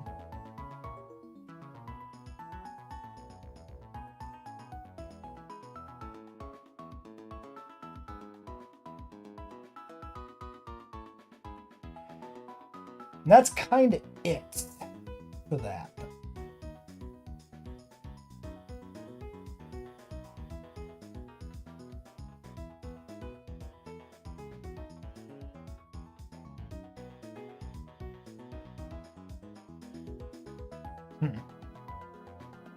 Alright. Yeah, so that's 25% chance at Croconaw is about all we can ever hope to get. Alright, anyway, this trainer. So Self-Destruct, Quick Claw, C-Dot.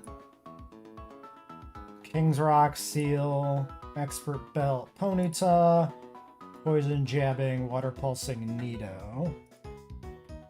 We outspeed and kill a drill run, never died a Water Pulse. Seems fine to me.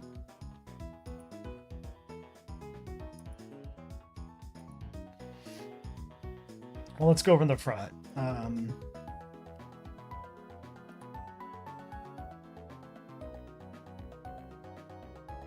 Yeah, I think we just kill this with Cargo. If a Quick Claw booms, it doesn't matter then.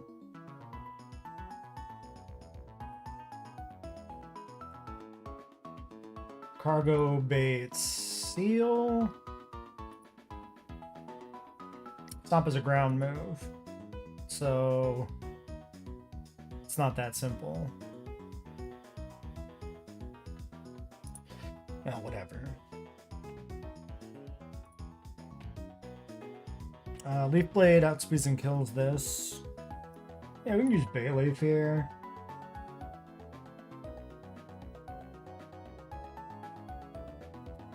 Our inaugural Bayleaf round. That beats that, and this can be like Azu or something. Or Seeking.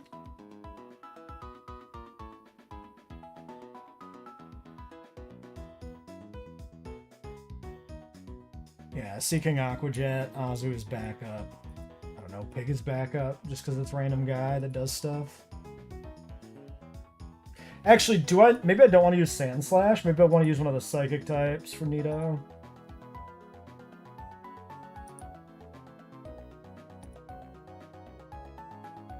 Because we got 3 of them. Like Grumpig. We'll bring like Zatu.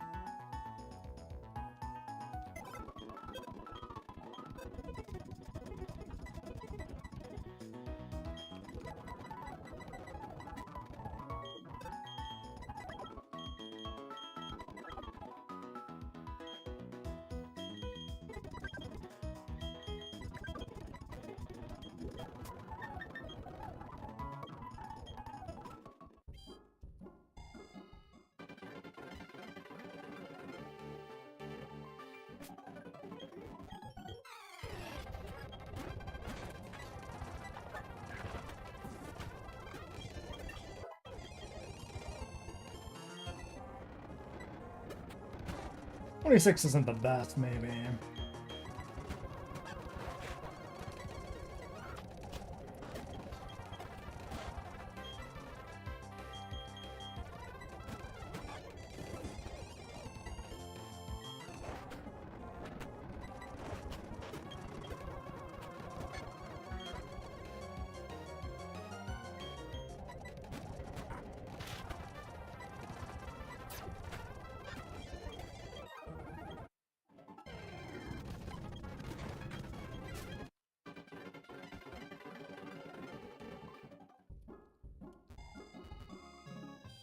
Left that one on the screen.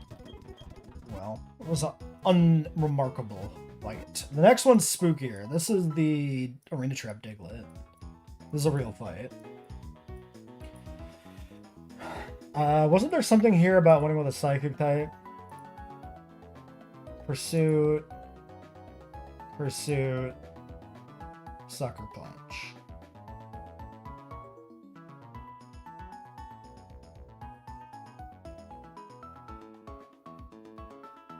NSD. So I think if I'm remembering correctly, I think if you lead with a vanilla Psychic type, it just goes down the line, right? Yeah. Super effective move, super effective move, super effective move. Doesn't care about the damage output, so just goes down the line. So Diglett comes in. This one doesn't kill. Zatu messes up the math. Mime kills. Mime kills here. Mime kills here. Mime doesn't kill here. Grumpig only kills if we boost it. That's not great. And you have to kill because pursuit damage is too high.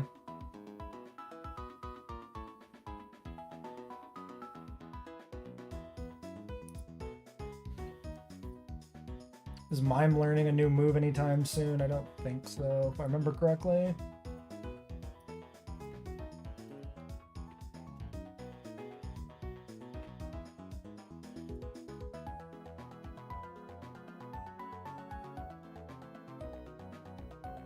Yeah, it doesn't get side beam until 32.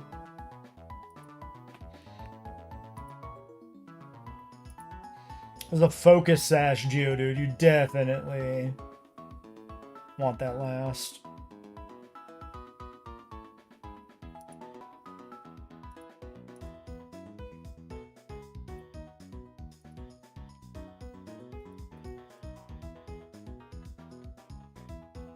Actually take Pursuit pretty okay from Spearow. The only concern is if I've already taken damage. So we take 10 to 20.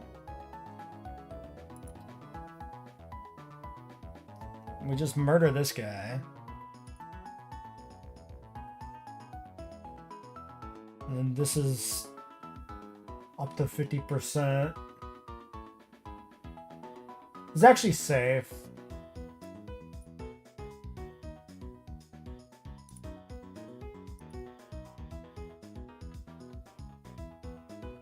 .95 base defense is doing a lot of work on that Mime.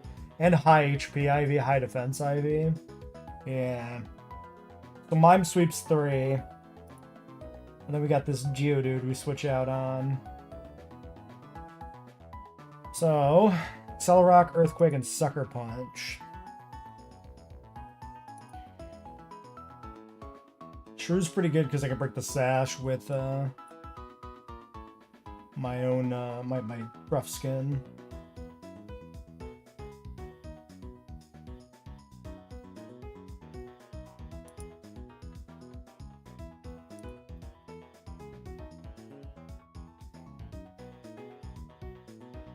What if it wants to boom?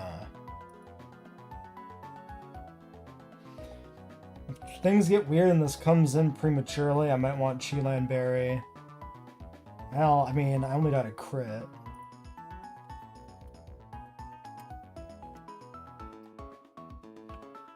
I'm not sure it's worth committing the Cheelan Berry if I'm only dead to crit in the event that something has gone wrong and this happens.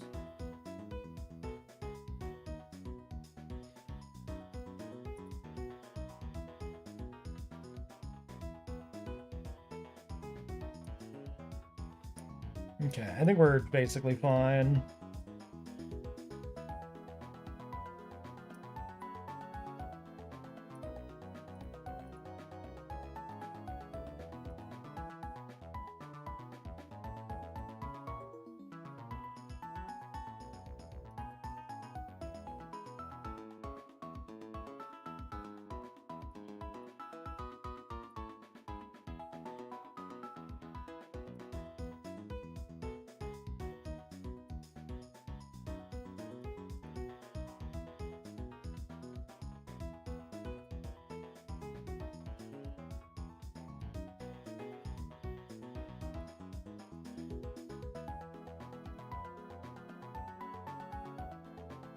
Sure.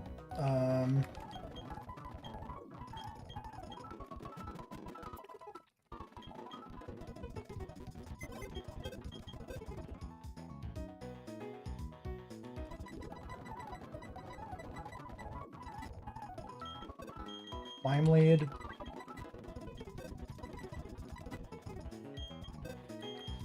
In the back, we want you.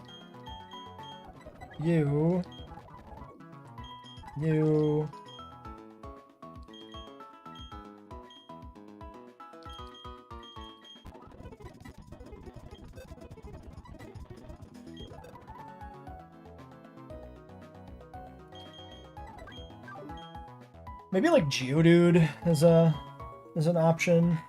If I take this guy up to like 24. Earthquake is 87. 54% from self-destruct. 33 on Mag. Yeah, problem is he's got a ways to go before he can like actually tank.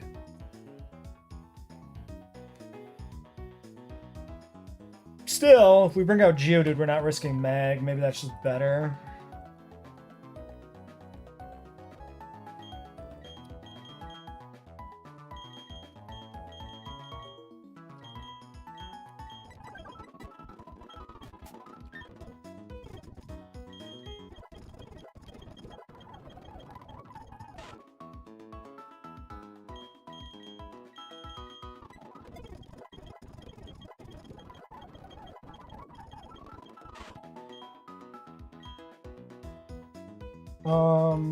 Headbutt's kinda underwhelming. Sure.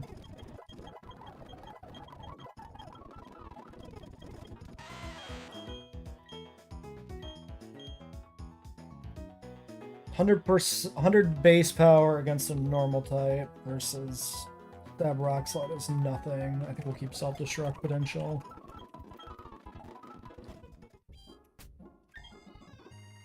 Alright, I mean, this should be fine.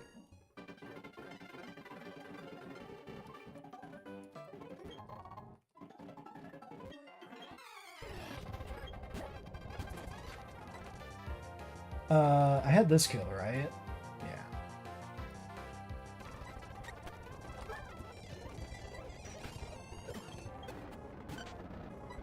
Alright, Diglett. Magical Leaf. Now this is 2 confusions.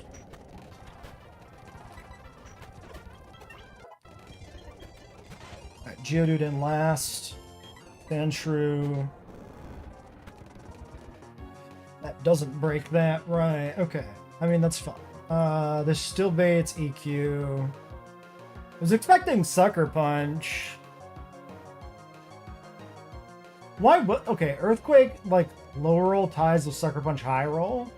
Was I really just that unlucky that it picked Earthquake over Sucker Punch to make contact? I guess so. Earthquake crit is 44. Let's just get him down to 1. Okay, we got a switch. Seeking? Yep.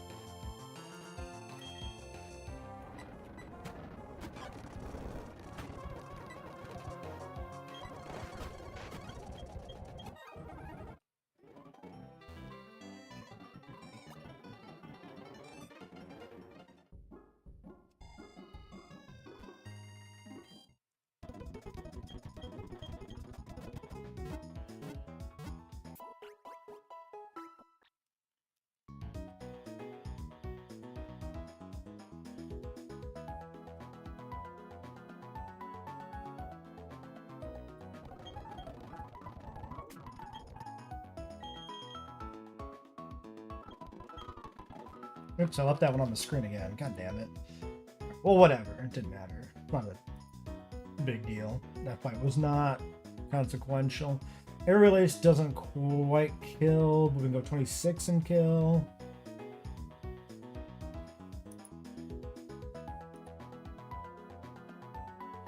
Shardy, Big Root. Leftovers. 26 is Zatu just sweeps.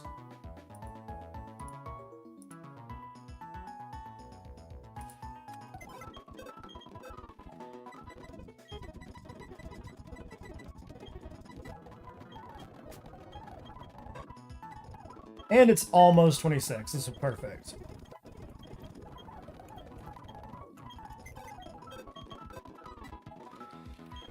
Okay. So Zatu, and then backup is going to be whatever.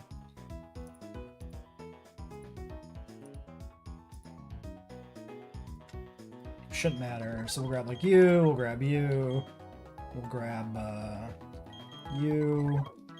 You.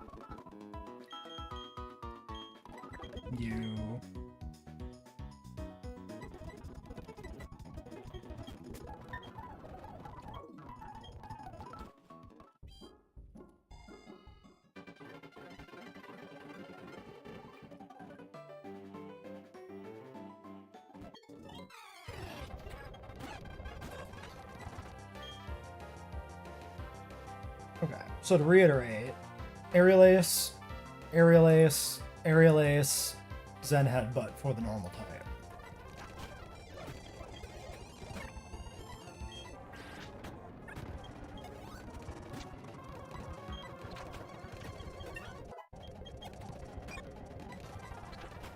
Maybe I should have found a different person to do that because of all that happening XP.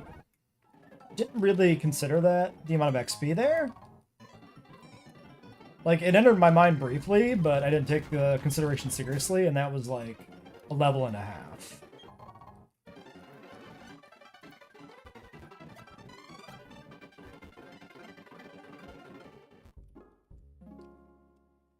Oh well. Dude, I forgot it on the calc on screen again. God damn. Alright, need Arena lead.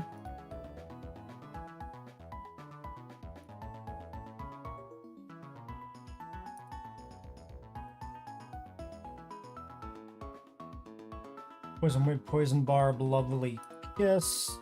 20. No, I gotta go 28 on Slash to kill that. That's pretty bad. I could go Zatu again, but that seems suspect.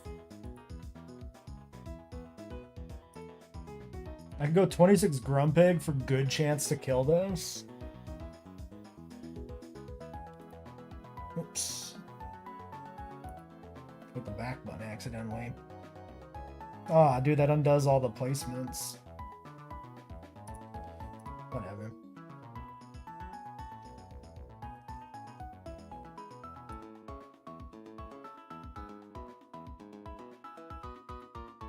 I could just not level. I could just take whoever. Because if we get slept on, if we fail to get the kill, then we get slept. We just switch to another fast one who gets the kill. 42% crunch.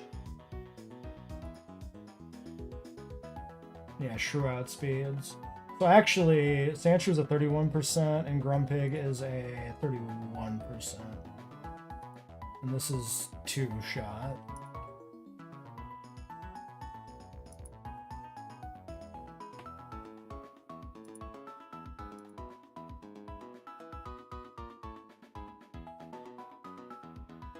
Okay, so I have Grumpig in.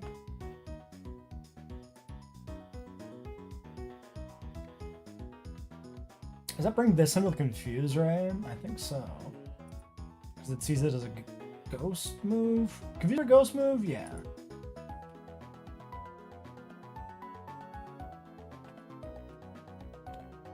In which case, I swing at it once, and then switch, I guess. If I have Sand Slash in, it's just gonna bait like this guy.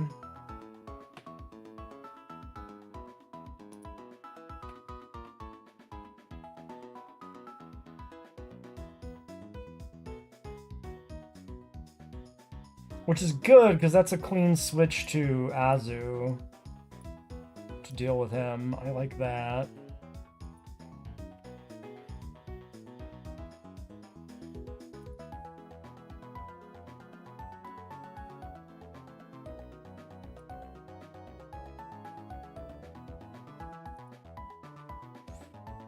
Natu does not like to die. How annoying. Would like to not use Mag Cargo.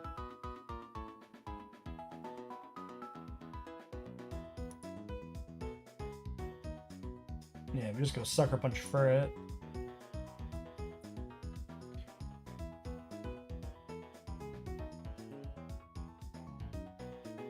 If I switch into Confuse Ray, we can go for it or switch out.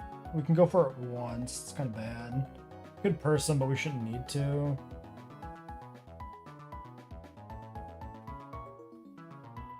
And we got Spheal with a Yawn.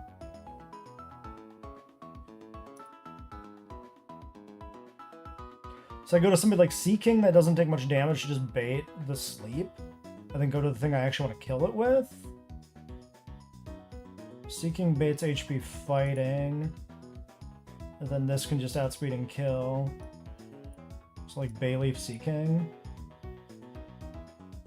How's Sea King on this?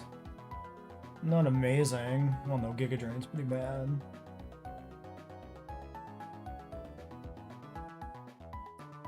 Why is my health at 62%? What the fuck is that about?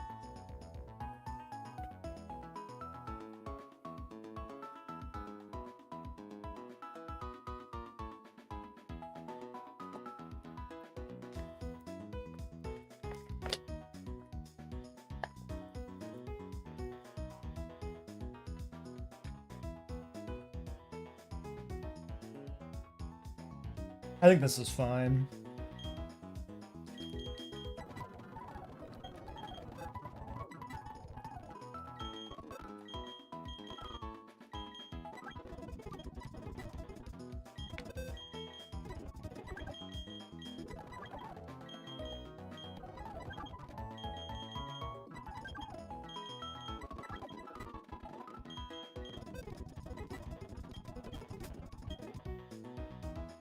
Okay. Natu the fastest at 42. And Nidorina at 36. I outspeed that.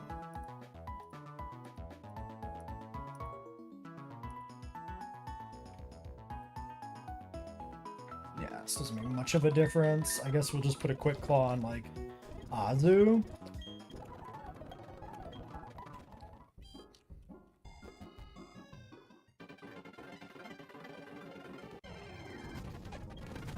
You were supposed to be my team, Nidoran female. What the fuck?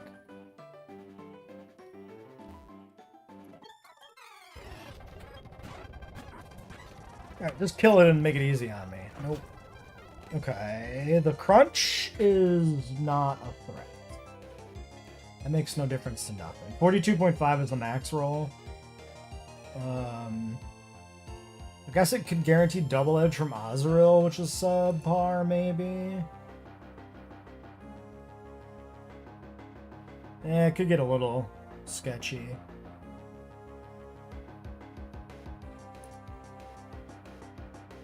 So if it guarantees double edge, I go to like Sand Slash.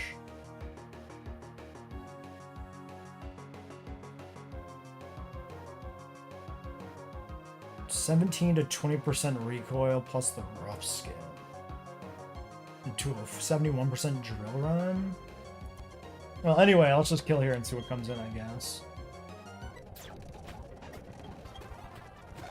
That's Natu.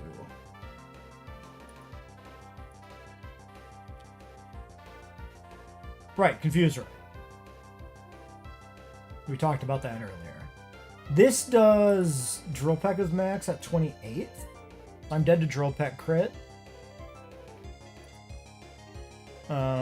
Drill Peck is a lot into Burret, but it's fine. I'm probably gonna get Confuse Raid though. Because I'm not dead. So I think it's gonna Confuse Ray me. So what do I want to bait? Giga Drain's not bad on Furret. So maybe I go to Seeking here. Expecting Confuse Ray. Okay, it's Drill Peck. And it crits. Shit.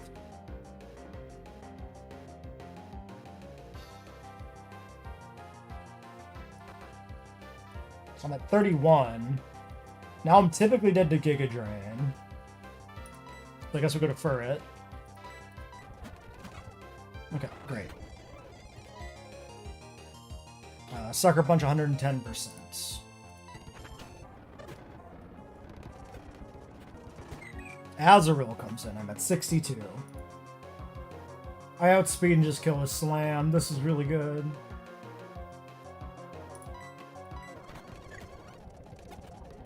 Sphere last. Also outspeed and just kill a Slam.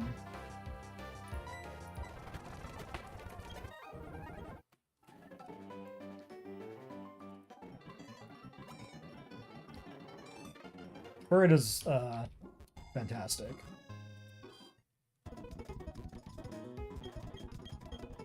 Dude, I left the calc on the fucking screen again. Like 4 fights in a row?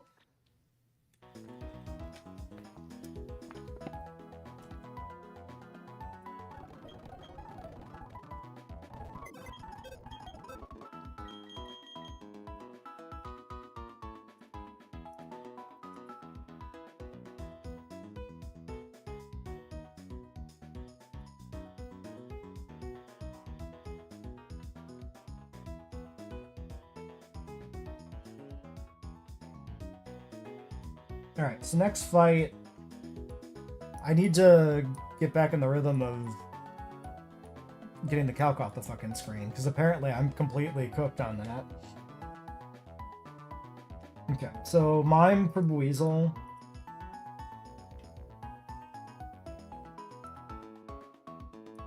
We get outsped, but we get the kill. Honestly, what is something like Furret doing to Buizel? Get its outsped, but it also gets the kill. But it can die. It's too frail.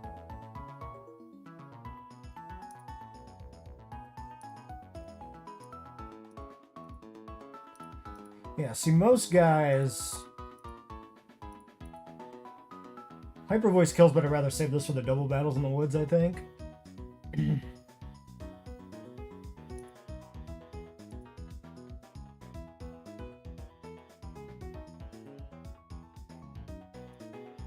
Yeah, very little that, like, kills it and outspeeds it. Oh yeah, is this the Magby fight? Thunder Punch, Fire Punch, Fire Punch, Fire Punch. Rivalry Magnet, Adaptability Silk Scarf Tintilins, Swift Swim Mystic Water. That's just the Magby 26 fight. I died to Aqua Jet. It doesn't click it, right? Because I have the kill? Or because it has the kill? Like, I think it goes for the killing move, not the prio move. This is a good test. Now that I'm, like, looking at that and thinking about that. Never died a quick attack here. Because I think quick attack is only going to be prioritized if it kills. And since it doesn't, it shouldn't do it.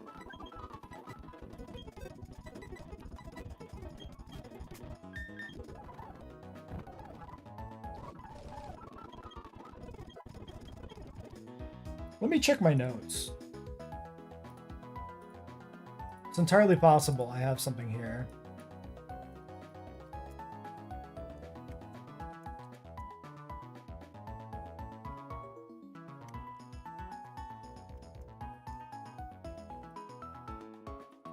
Yeah, nothing. U-turn kill over fake out is in my notes.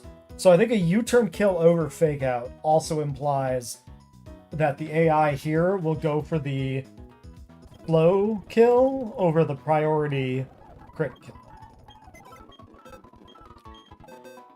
This doesn't have any weird AI flags, does it? Basic evaluate attack expert now. Okay. So Magby should just do it. Let's bring you. You. You. Whatever.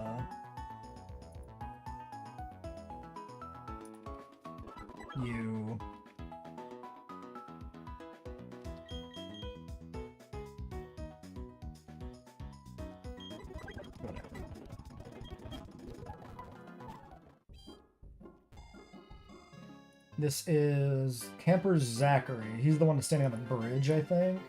Look at me, remembering to remove the calc from the screen. Wow.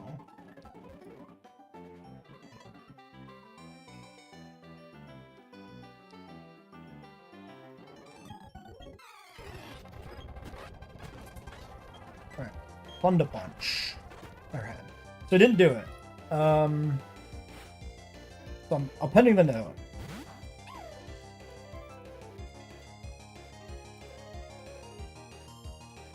So I believe that this also means that a Fastmon kill that Fastmon. Okay, wait. I think this also means. Let's just put the example down here. Magby versus slower Buizel. Both kill. Buizel does 80% Aqua Jet. We'll go for slow kill and die to Magby. T-Punch rather than going for Aqua Jets. I believe this is consistent? Question mark. Okay. Then everything else should just be Fire Punch. 116. 26 is 100. 105.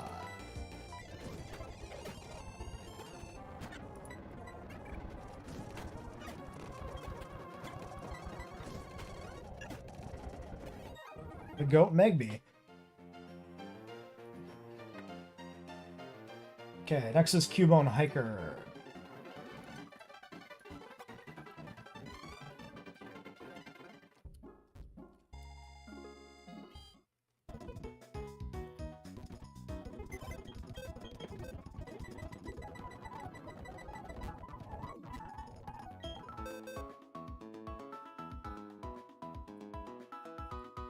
Bone Club, the Rock Slide, Aerial Ace, Protect, Lightning Rod, Thick Club does not die to you, does not die to you.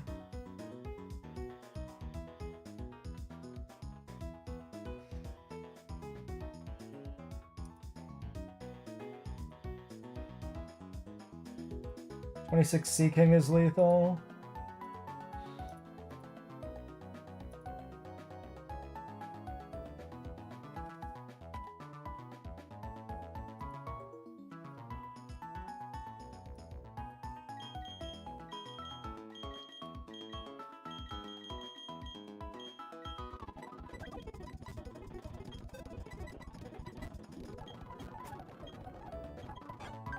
Okay, we're 171 away. It's fine. Go to 26.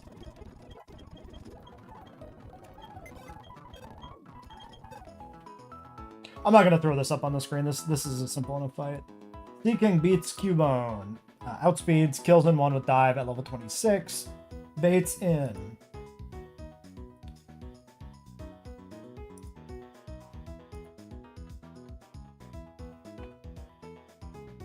Oh, there's a Munchlax fight. Yeah. So this has no direct bait. This just falls through to damage output, which is just who has the highest base power physical move. Which is like probably Gulpin? SD Gulpin? I don't kill this. Self-Destruct does not kill Sand Slash. Yes, it's Sand Slash for the Gulpin. Even the crit. I survived the crit. It's like 84% crit or something. No, it's worse than that. It's 94%. But we live is the point. If everyone's a one-shot, we outspeed.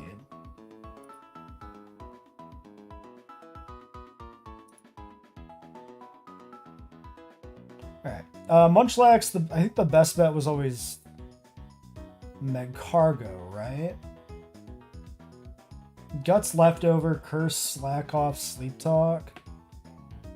Fire Spin is a 2-shot. Plus Residual.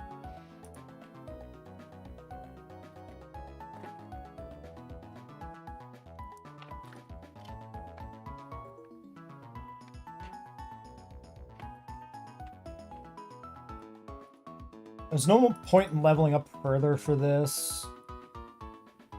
It's 42 to 52, so between the 52% damage range at residual, this should die. We just gotta get like a decent roll into a decent roll. It doesn't get the high roll. Also doesn't put out like any damage on us, so we can just heal up pretty okay.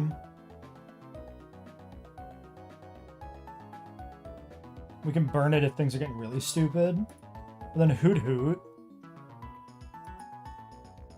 Nightshade for 50% to Geodude, but we didn't level it up. Yeah, we can bring like Geodude here. It gets outsped, so it achieves nothing. It actually just goes to sleep. It's not worth it.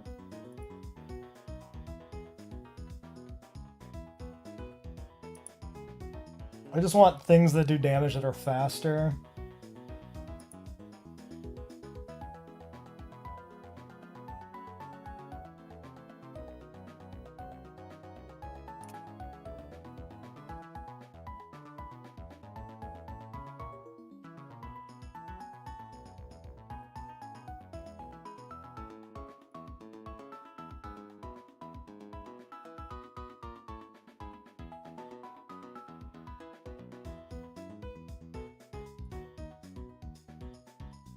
And probably just not bug types because of it being plucking.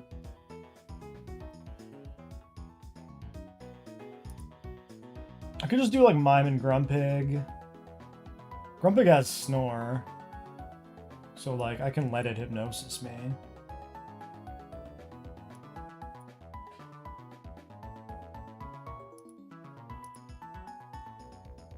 Mime, Grumpig, and then just we put in the back like backup for the Munchlax if things get stupid, which is like Azu maybe, or like Love Disc Charm Toxic. Yeah, it seems fine.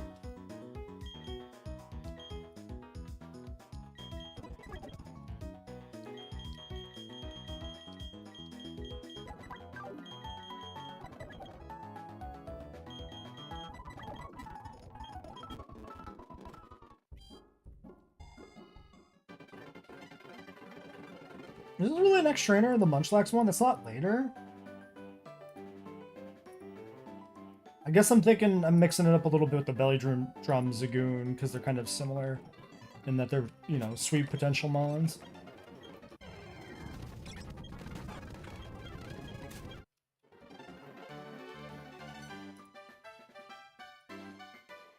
Alright, dive kills.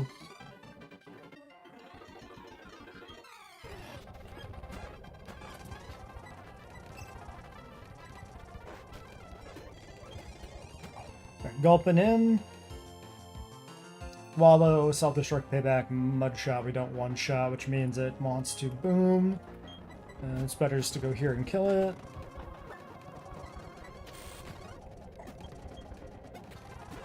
Okay, hoodooed in. I can probably just stay in on this, go for the rock throw.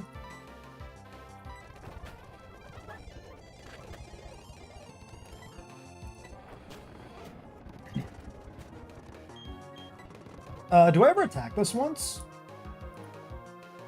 Draw on 50% on Munchlax. Curse, Slack Off, Sleep Talk, Facade, Outspeed. I might as well. I could get lucky and crit it.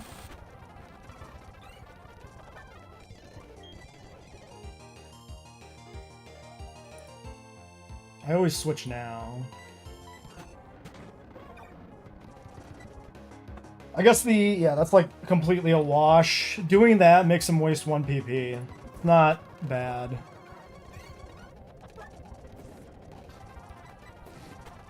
Nice.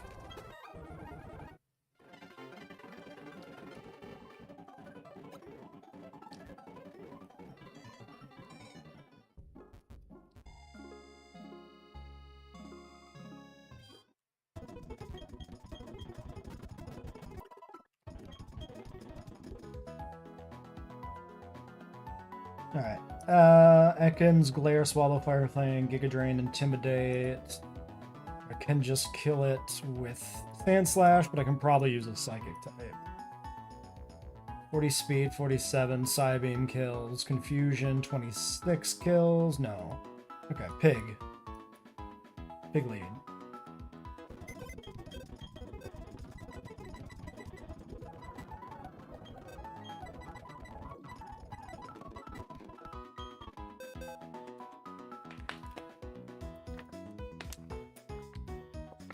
I wonder if Love Disc would be a worthwhile sack in the gym. It's Swift Swim.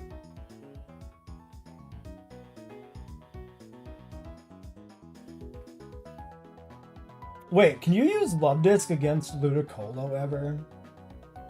Can you just... because you can charm away the Swords Dances?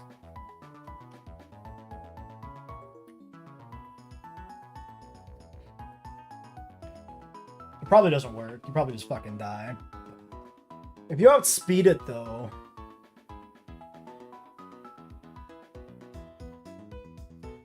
Okay, I want to look at this. This thought occurs to me. I'm just trying to think about how to use this or this Love Disc that just happens to be alive. Ekans is what we're coming back to. Yeah, so I'm 128 to 90. Razor Leaf is high damage. This is almost always being Aqua Cutter on the switch if it attacks. So if this goes +2, and then I switch in, and then I charm it, and I just die to crit. What has that achieved? It's wasted. It's allowed me a free switch and wasted 1 Swords Dance PP. Yeah, this doesn't matter. Because we're gonna try to kill this with Delcatty anyway, and if Delcatty fails to get the kill, then we just revenge kill with somebody with a prio move. which is why Furret's in the team, I think. Because Furret can revenge kill this and then fight the Rotom. This will always come in first. Furret only has to fight this if Delcatty's failed. I think it makes sense to do that. What about... HP Grass on you, Petal Dance on you. Yeah, I mean, everything's got grass coverage. This just dies to Leaf Storm and Thunder. But I could, you know, land a Toxic. Yeah, hard to see where this Love Disc would have a role in this team. Alright, anyway, back to the real fight. The Ekans. So this kills the Ekans.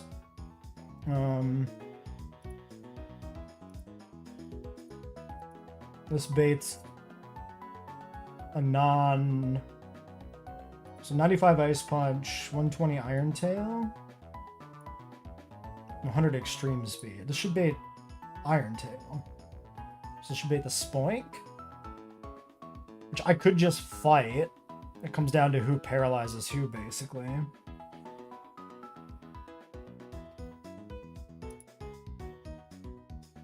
Doesn't kill. Doesn't kill. 47. 25 Ledian kills. So this is baiting always Iron Tail, theoretically. So I can go to Ledian on Iron Tail. Thick Fat Big Pearl Bounce and Headbutt. I mean, there's a lot of other damaging moves here that kill me. I don't know if I like the Ledian play. Seems kind of bad.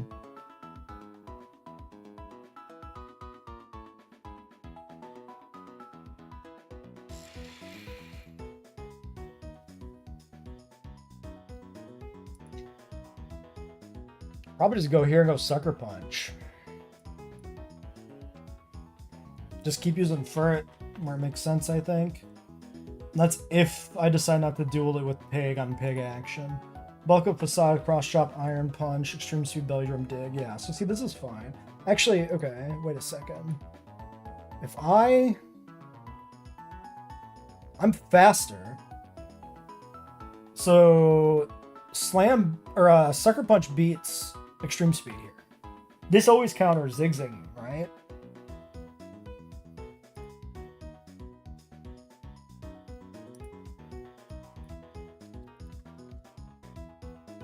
+2 priority.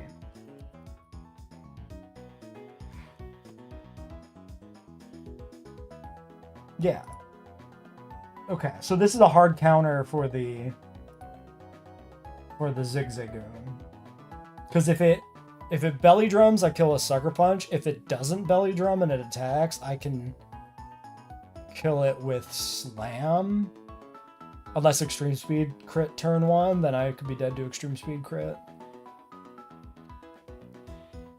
But if I'm dead to Extreme Speed crit, I don't even know if how.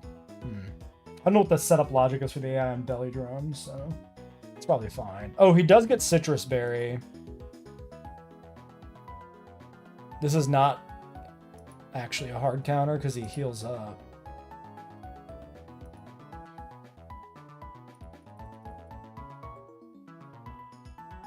So bait Dig. Jesus, Extreme Speed at +6 still just murders. Oh, it's not leveled up. But it would just bait Dig. Fuck. And shit.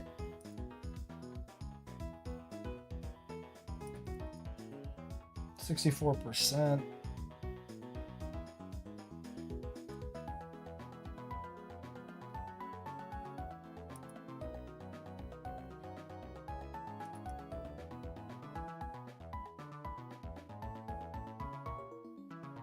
Yeah, see, that's a problem. So we might want to be a little more meticulous here on figuring out move order. Okay, if I am Grumpig,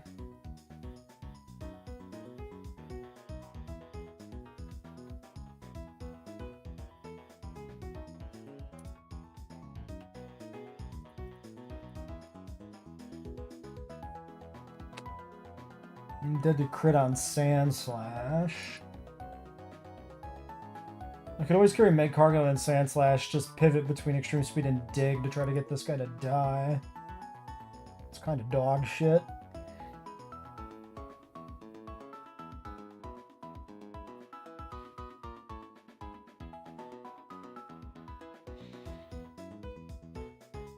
Can I me first extreme speed? Does that work? I don't even know if that would kill. Probably not.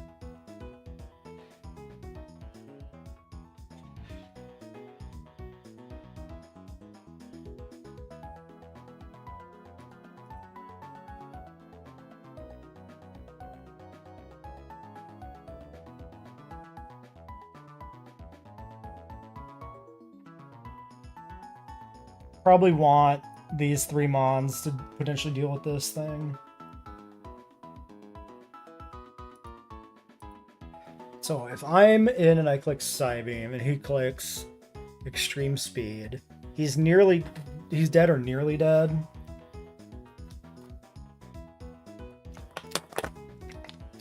Ideally you'd be slower than this so that he would belly drum first, maybe. Probably doesn't matter.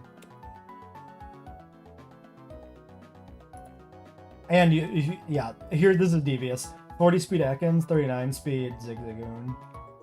So you're always in a position where if you outspeed the Ekans, you outspeed the Zigzagoon. Not that I think it matters that much. Whatever. It's not that devious, maybe. Look at this fucker. Bulk up Facade cross chop. So this bulk ups, then I'm baiting cross chop kill, which ain't great.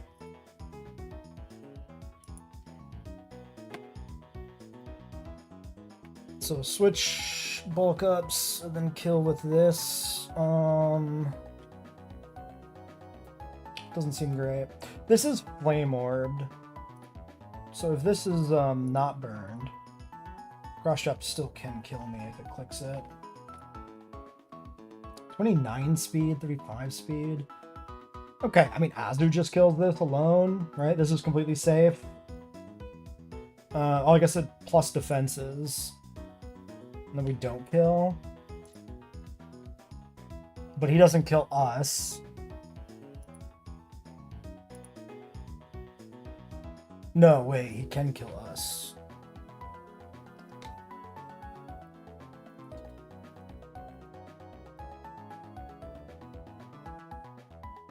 Okay, wait, he switches, or he goes bulk up on the turn we switch. And then we attack, we don't kill with Brick Break.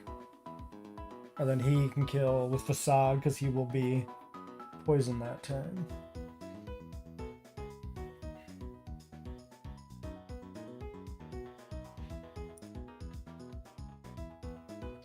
Wolf Bunny doesn't kill.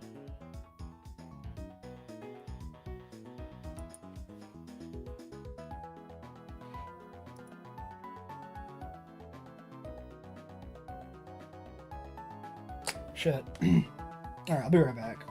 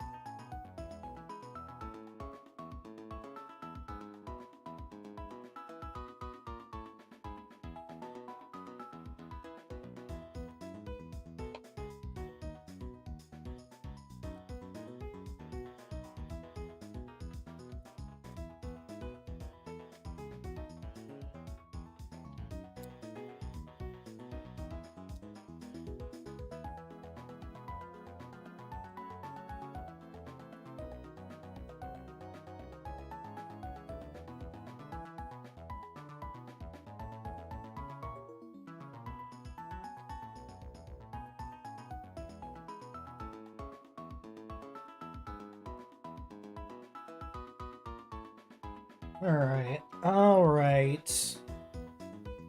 Probably should just take the level. Oh god, I have to be 28 to kill this.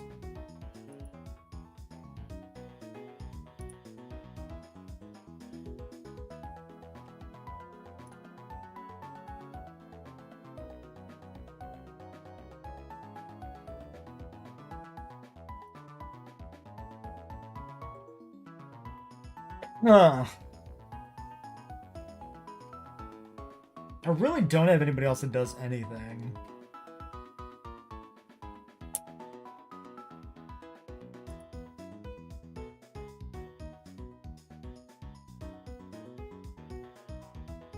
Azu wasn't on my short list for the gym team. I think 28 Azu here is probably just the play. We have other generic heavy hitters. Just kind of the main role Azu fills. So 28 Azu deals with that. We got the pivot squad to deal with the Zigzagoon. And then Spoink backup was potentially Furret. But we should find some other backup for Spoink.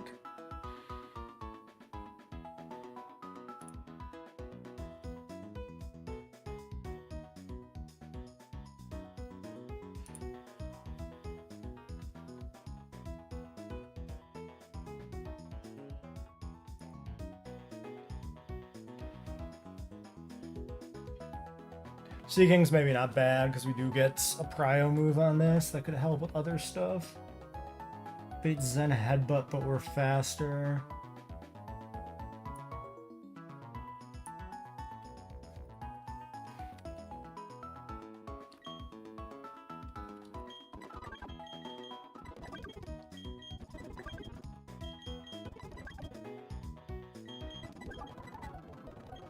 Alright, I'm doing it.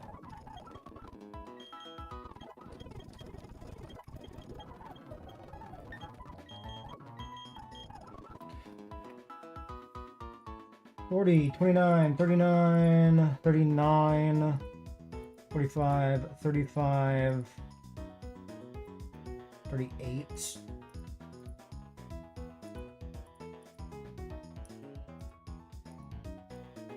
Actually, probably keep it on Azu.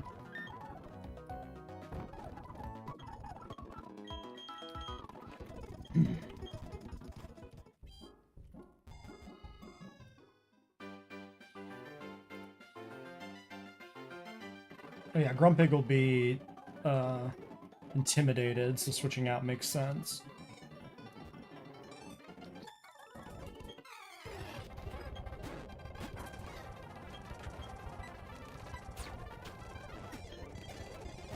Alright, Spoink in.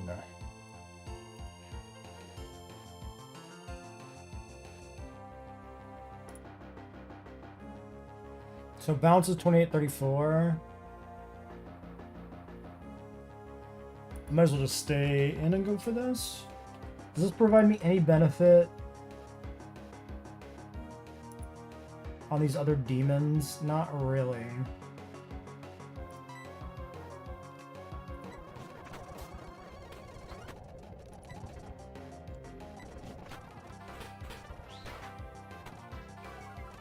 Okay.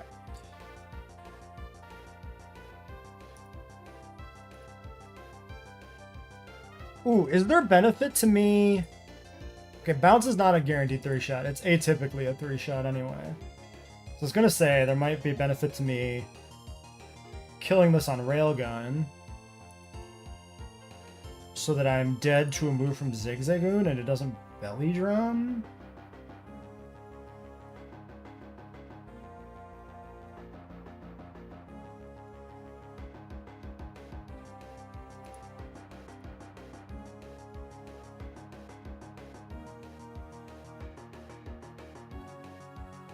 Okay, so if Zigzagoon comes in on Seeking, I can just dive and kill it.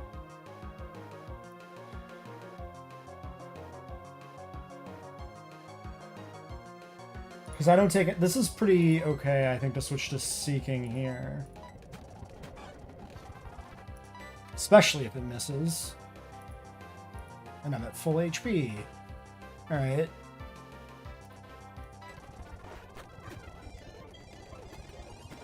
Okay, it's Teddy Ursa? I outspeed, I hit dive for 78%. I think I just kill this now. Because it's not burned. So I'm never to do crit.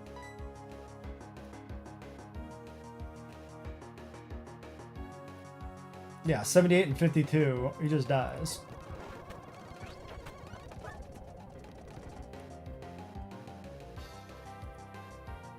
None of these are priority.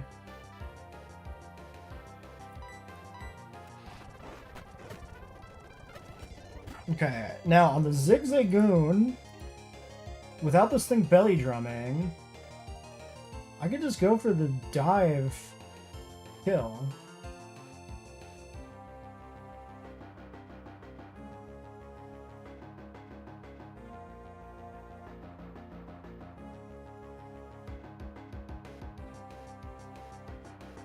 I'm faster, I hit dive.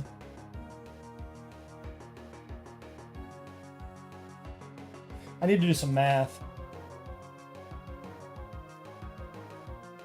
I think.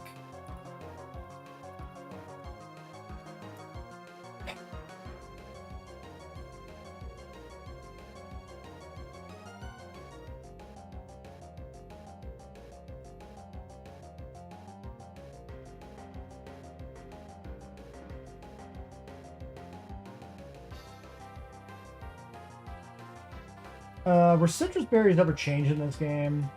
Are they still just 25%? Because this is the one case where it, like, matters. Because if it's 25%, dive plus aqua jet kills.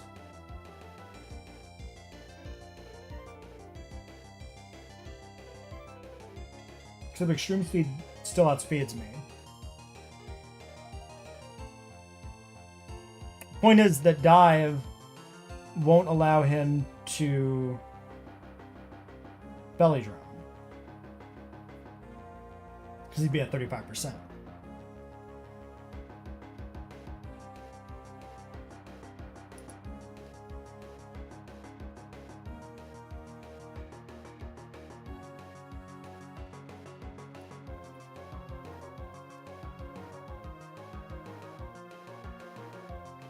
I'm gonna make sure I'm thinking about this correct and checking every resource I can check. Yeah, okay. Citrus berry is 25% HP. It's confirmed because it tells you in the items stuff. Okay. So am I correct in my thinking? Extreme speed crit is 20, or is 42. I'm safe from extreme speed here.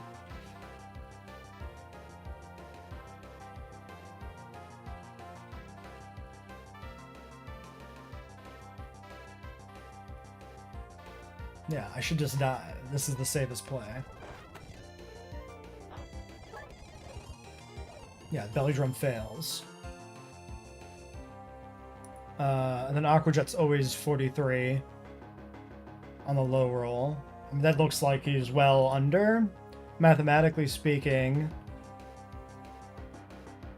I need 11% damage to kill if I low roll dive, and he heals 25, so I always kill. Not that aqua jet is all that relevant, but we'll style on him, you know? Okay, I just wanted to be sure I did that correctly.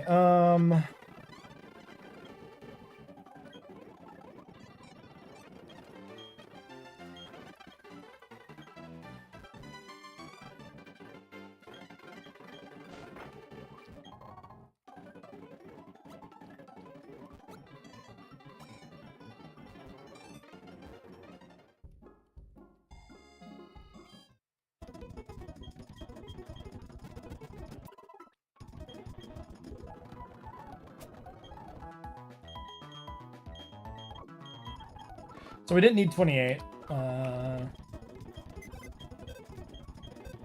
However, I feel like there was enough variance that I wasn't sure that that was going to work out, so...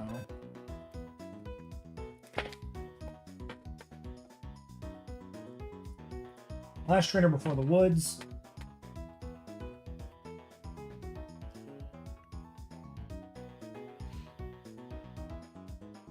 This is the Endeavor Tie Rogue. So you just want somebody to prio kill this. To like Sea King.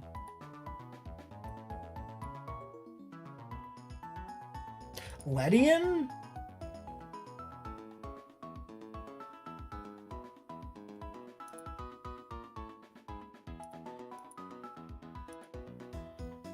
Just for XP purposes, don't use Sea King.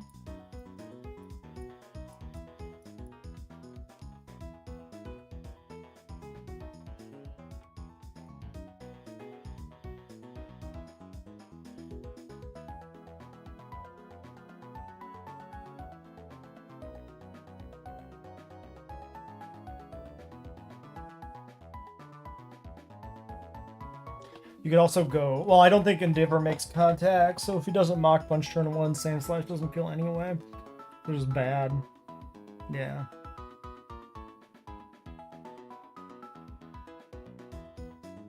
There's no point in, like, ever really ironballing, right? I mean, maybe Endeavor... If you have 11 HP left... This only does 1 damage. So yeah, if you were slower through like Iron Ball, that halves your speed? I don't even know if you can be slower. Never mind. You would need something like 7 speed.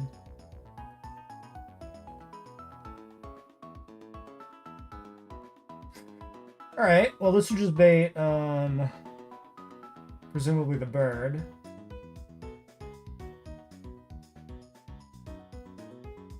They all have super effective moves.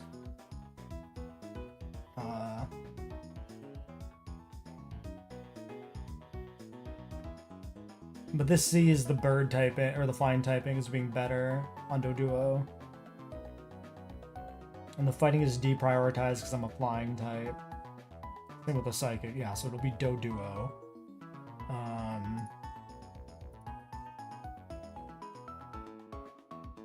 Which always kind of fucking sucks.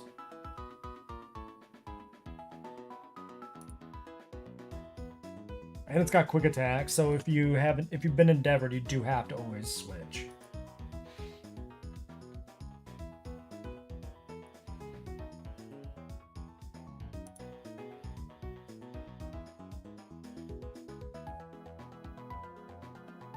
Takes a high jump kick, baits a high jump kick. If this is damage, we don't know what it baits.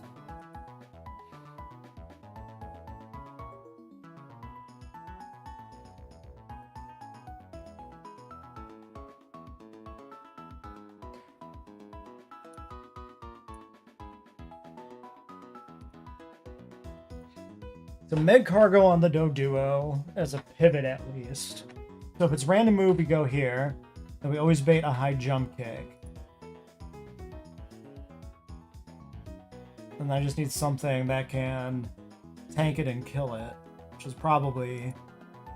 It's not you.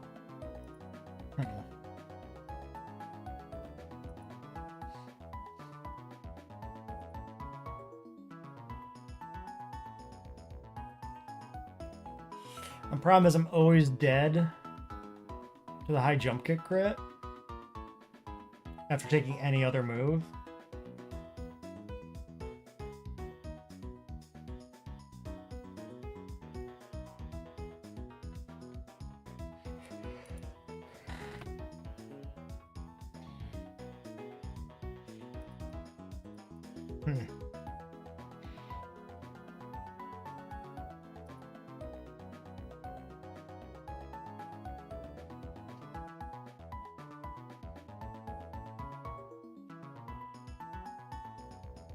Bait the quick attack kill, then switch in like Delcatty.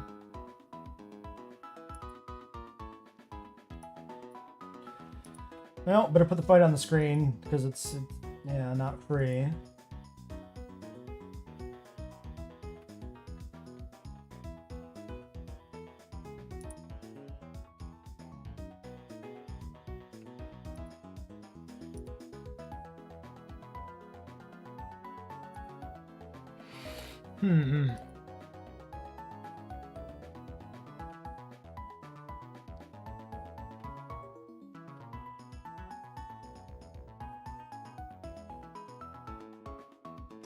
I lead Delcatty.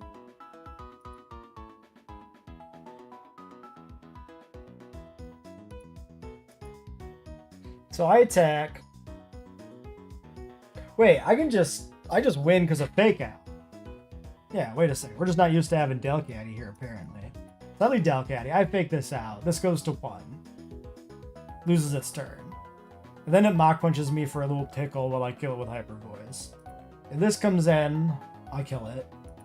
If this comes in, I kill it. And if this comes in, this is the only one I don't kill.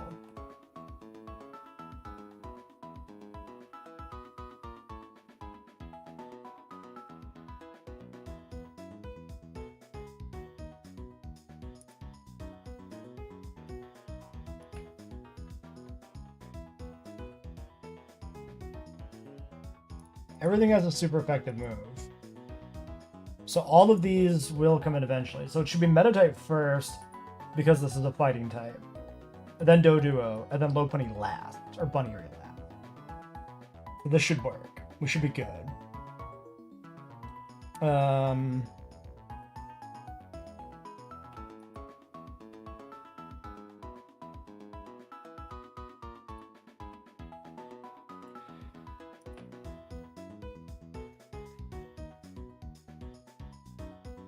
Thick fat so I can be confused. Baiting a jump kick and then taking a dizzy punch. Still a lot of fucking damage.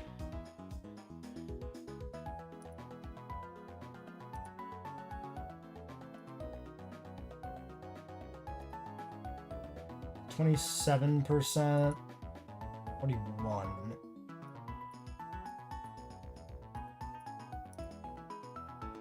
$32.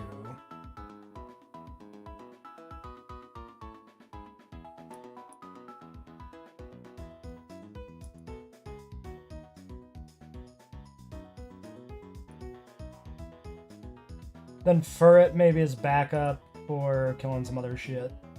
If Furret outspeeds this and kills it. Jump kick is the thing that I'm afraid of. Yeah, maybe he's not really that good.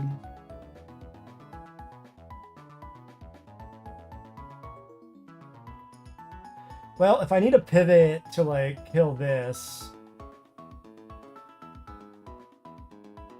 Maybe, like, Love Disc. Yeah, it's the most sackable mon in the box. Just continues to come to some fights. Delcatty should get most of this done itself.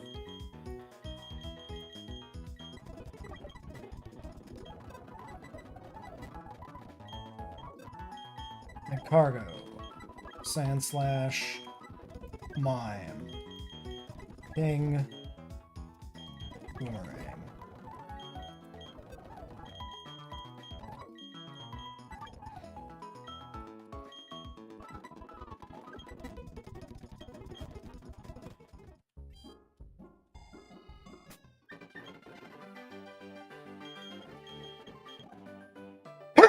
Excuse me. The mic is too far from me now to mute it as quickly as I used to. This is a good Sea King? Yes. Let's put, I guess we'll give Focus Band to Boomerang.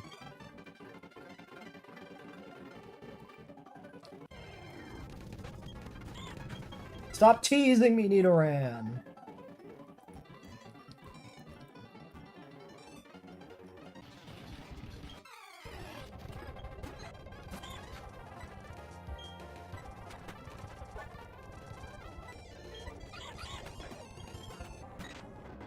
Okay. It's Doduo first. Why is it Doduo first? This is fine. This is good. But why is it Doduo first? Why is it not meta type? They both have a super effective move. Does it damage roll? If it's a tie? I don't understand. Hold on. Why was it this?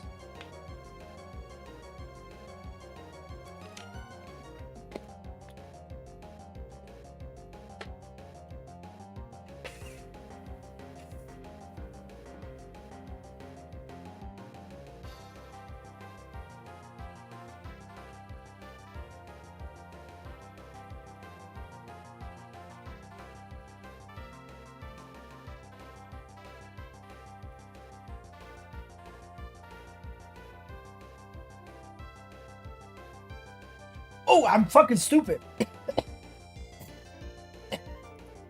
Sorry, I'm dying as well. It's elemental punches. I think I was thinking I was still on like, who were we talking about leading before? No, I think I just fucked up. For some reason I had in my mind I was a flying type and I was vulnerable to like Thunder Punch. It took me way too long why did my brain not like process that? Why was that so confusing to me? We'll never know. We just kill this. This makes perfect sense that this would come in. Because it's a draw between Doduo and Baniri because they both have super effective moves. Meditate does not, so it doesn't matter that Meditate has type effectiveness on me if it doesn't have a move that matches. Even though it gets ranked higher in the turn ordering, it gets bypassed for not having a super effective. Baniri in. So Meditate's last now. So this is seeing jump kick as highest damage. Is it jump kicking me? 22% to Sand Slash, and then we drill run. And it's probably dead.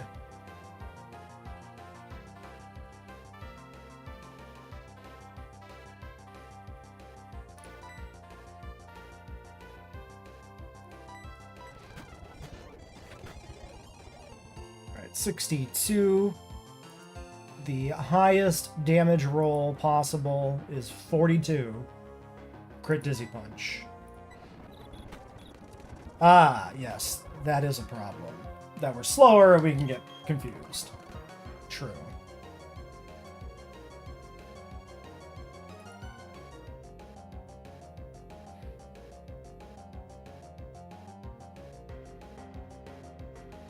Okay, so I go to Slugma baiting jump, or Magcargo baiting jump kick, and then I go to Mime to finish this off. Maybe.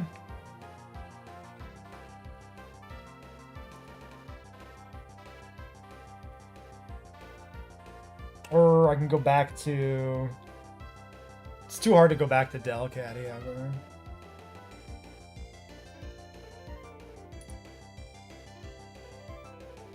I could just go to Slugma and kill it there with Fire Spin, as long as I don't get confused on the switch.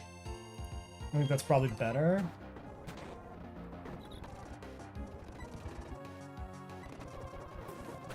That works. Missing and crashing works for me.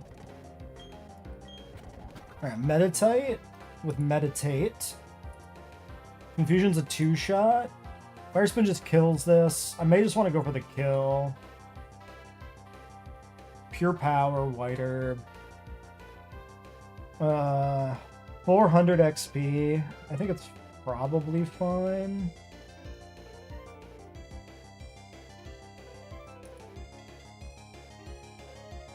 I can switch to Delcatty and just kill it there. Delcatty's only 25. That's kind of optimal for XP.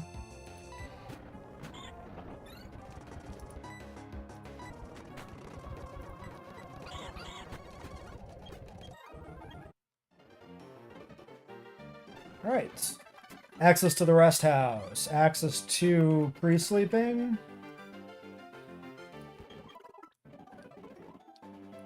And the woods. How we doing? It's 3 hours on the stream. It's 7:30. I should do some stuff tonight. The question is, do I want to leave the entire woods for next time? Or do we want to knock out, like, the first fight, maybe?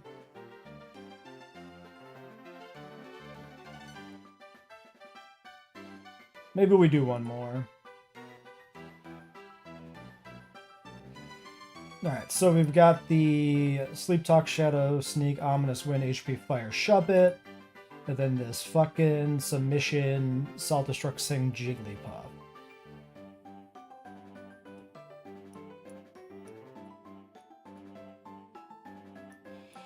Delcatty doesn't quite pull anything off. Slam kills the Jigglypuff fucking dead.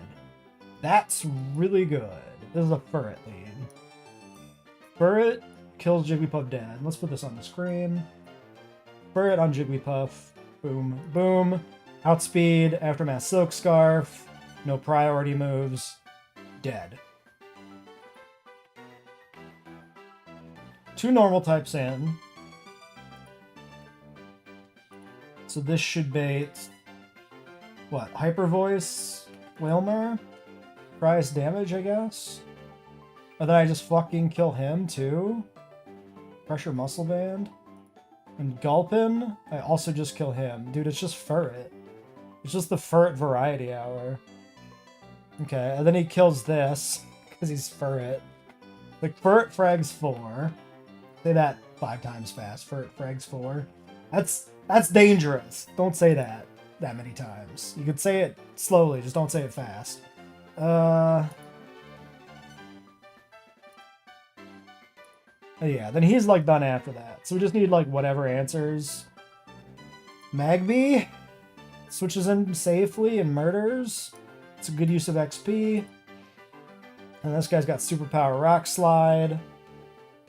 Probably dies to Drill Run. Lacks Incense, but we'll hit him eventually.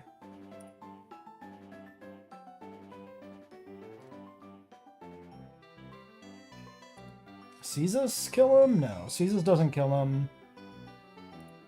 Empoleon doesn't kill him. It's probably just is Sand Slash then. Sand Slash is fine on XP. Okay, and then if things go devastatingly wrong for some reason, which they shouldn't, this is completely free. We bring, like, I guess, Delcatty in the back. Meg Cargo.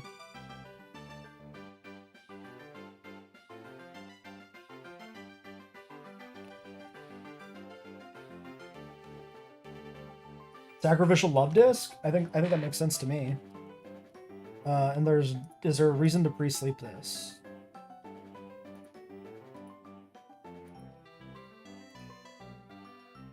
Not really, no. Because everything on the one side should die. There's no reason not to pre-sleep it though, right?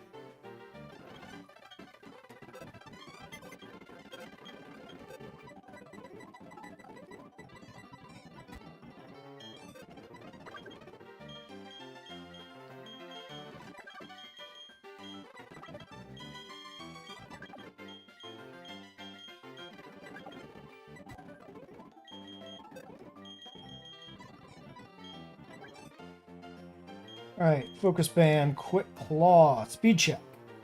48, 35, 29, 20, 26, 29, 23. I guess we give it to Meg Cargo.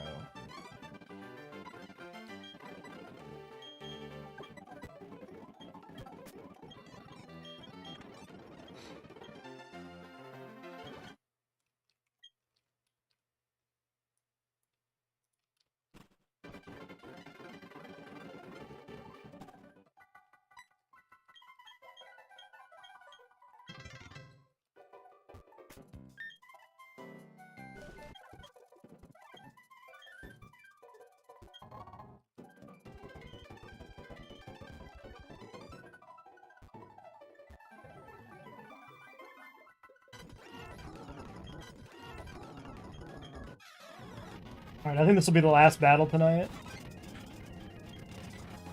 Slam Jigglypuff slot.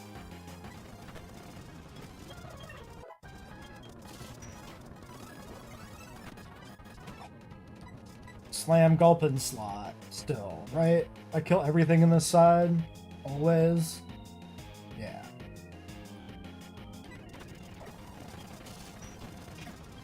Ooh, yeah, but that brings in this. Because the chance that you can't fucking chill. Okay, so I'm dead to superpower here. Ooh, with the whale in the other slot? Yikes. Mine is 62. 35, 23.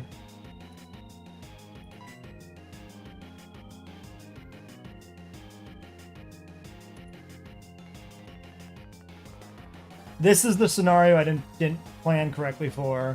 Was the Shuppet dying before I can wipe the one side with Furret.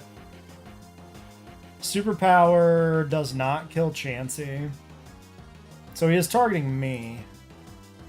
Probably. It is maybe roll dependent? 47? No. It always sees kill currently. 43% into Boomerang.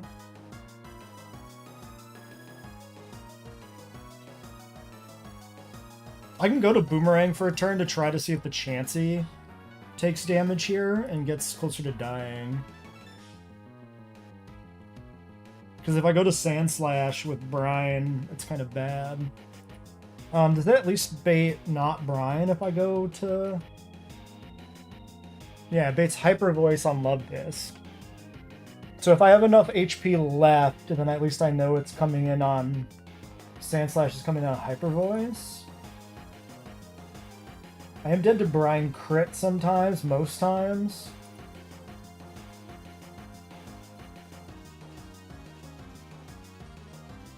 Let's go to Love Disc. It's a chance to see what the Chansey does here.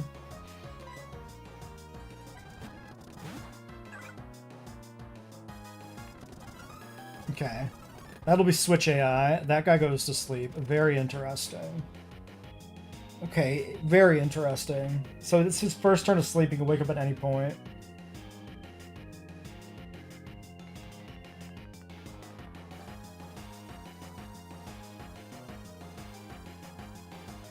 So if I go to Sand Slash... Sand Slash takes like no damage from Leiron. The AF partner is going to switch out.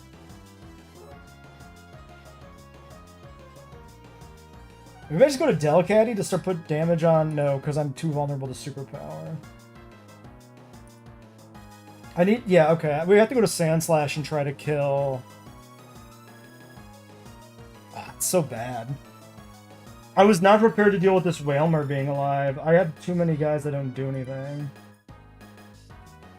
Wait, Love Disc can kill... Love Disc can just kill Leiron. I just stay in. 2 Water Pulses kills. Love Disc does it, actually. It's completely fine.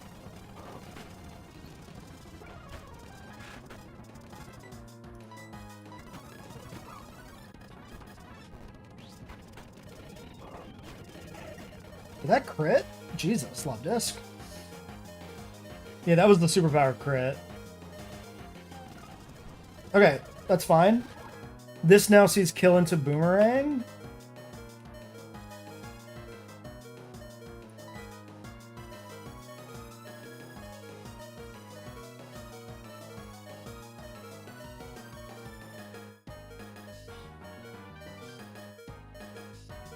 %30 to Delcatty, 50% to Del, or 25% Delcatty. It's like 50% total if I switch like Delcatty here. Yeah, probably want to go Delcatty to try to get this Whalmer down as safely as possible. 50 and 23, 73% on the low end. So good odds maybe of killing it because it's taking some damage. Hopefully Leafeon just kills it this turn. Not quite, but now I can kill it. Am I dead to Wormadam, though?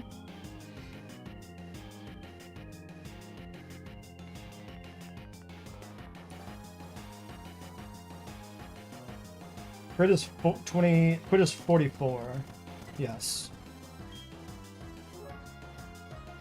I could fake out the Wormadam under the idea that the Leafeon kills the Whalmer, which I think it does. Let's look at this. If it doesn't kill the Whalmer and it attacks into me, I'm not at half yet. So high roll is sub 40. Yeah, I'm actually safe by 1. Alright, fake out Wormadam.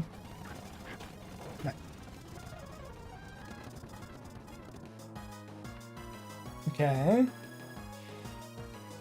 And now we just go to Magby. And we win. Magby max is 50% and 1 taps us with Fire Punch.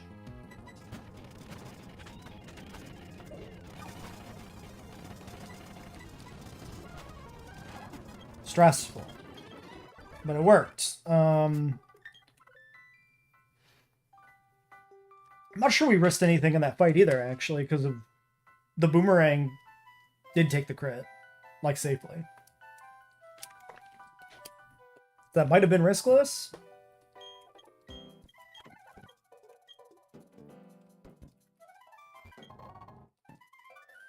Where's the next fight in the woods? I guess it doesn't matter. Let's just go back and prep. I was gonna go home, go forward and get the items, but like that's really pointless and dumb to do. Alright, only 3 hours, but I think I might want to just end it here. There's a tendency to push too much. And I should get a little bit of other work done tonight, maybe. So, good session. Nobody died. Good progress. Levels are not the best, maybe, but they always look bad at this part of the game. Like, you always reach a turn of force thinking, oh, I'm fucked on levels, and then by the time you get out the other side, it's actually not that bad. I think it's because the XP is split with the partner, right? That it just seems like it's going to be worse than it is. Make some backup save states. But yeah. So next time we'll get through the woods. Maybe we'll do Terra Luna and then get the stuff in Eterna City. I'm not going to do Gardenia in the same stream as Terra Luna. What I kind of want to do, maybe, is like try to break it up so the streams are done with the boss fights early. Although we didn't leave ourselves in a position really to do that. I mean, I guess we did Mars early, but if I want to do that, I technically should get a few more fights done here in the woods. Problem is, I don't think Terra Luna is like a huge jump in difficulty over some of the other trainers in the woods. I think that really the whole thing is the boss fight. So yeah, I think we just call it good. I will say our one encounter today was pretty disappointing. So hopefully some of our other areas come through for us. But at least we got the bay leaf last time. So all right. So yeah, next Tuesday I think we'll continue.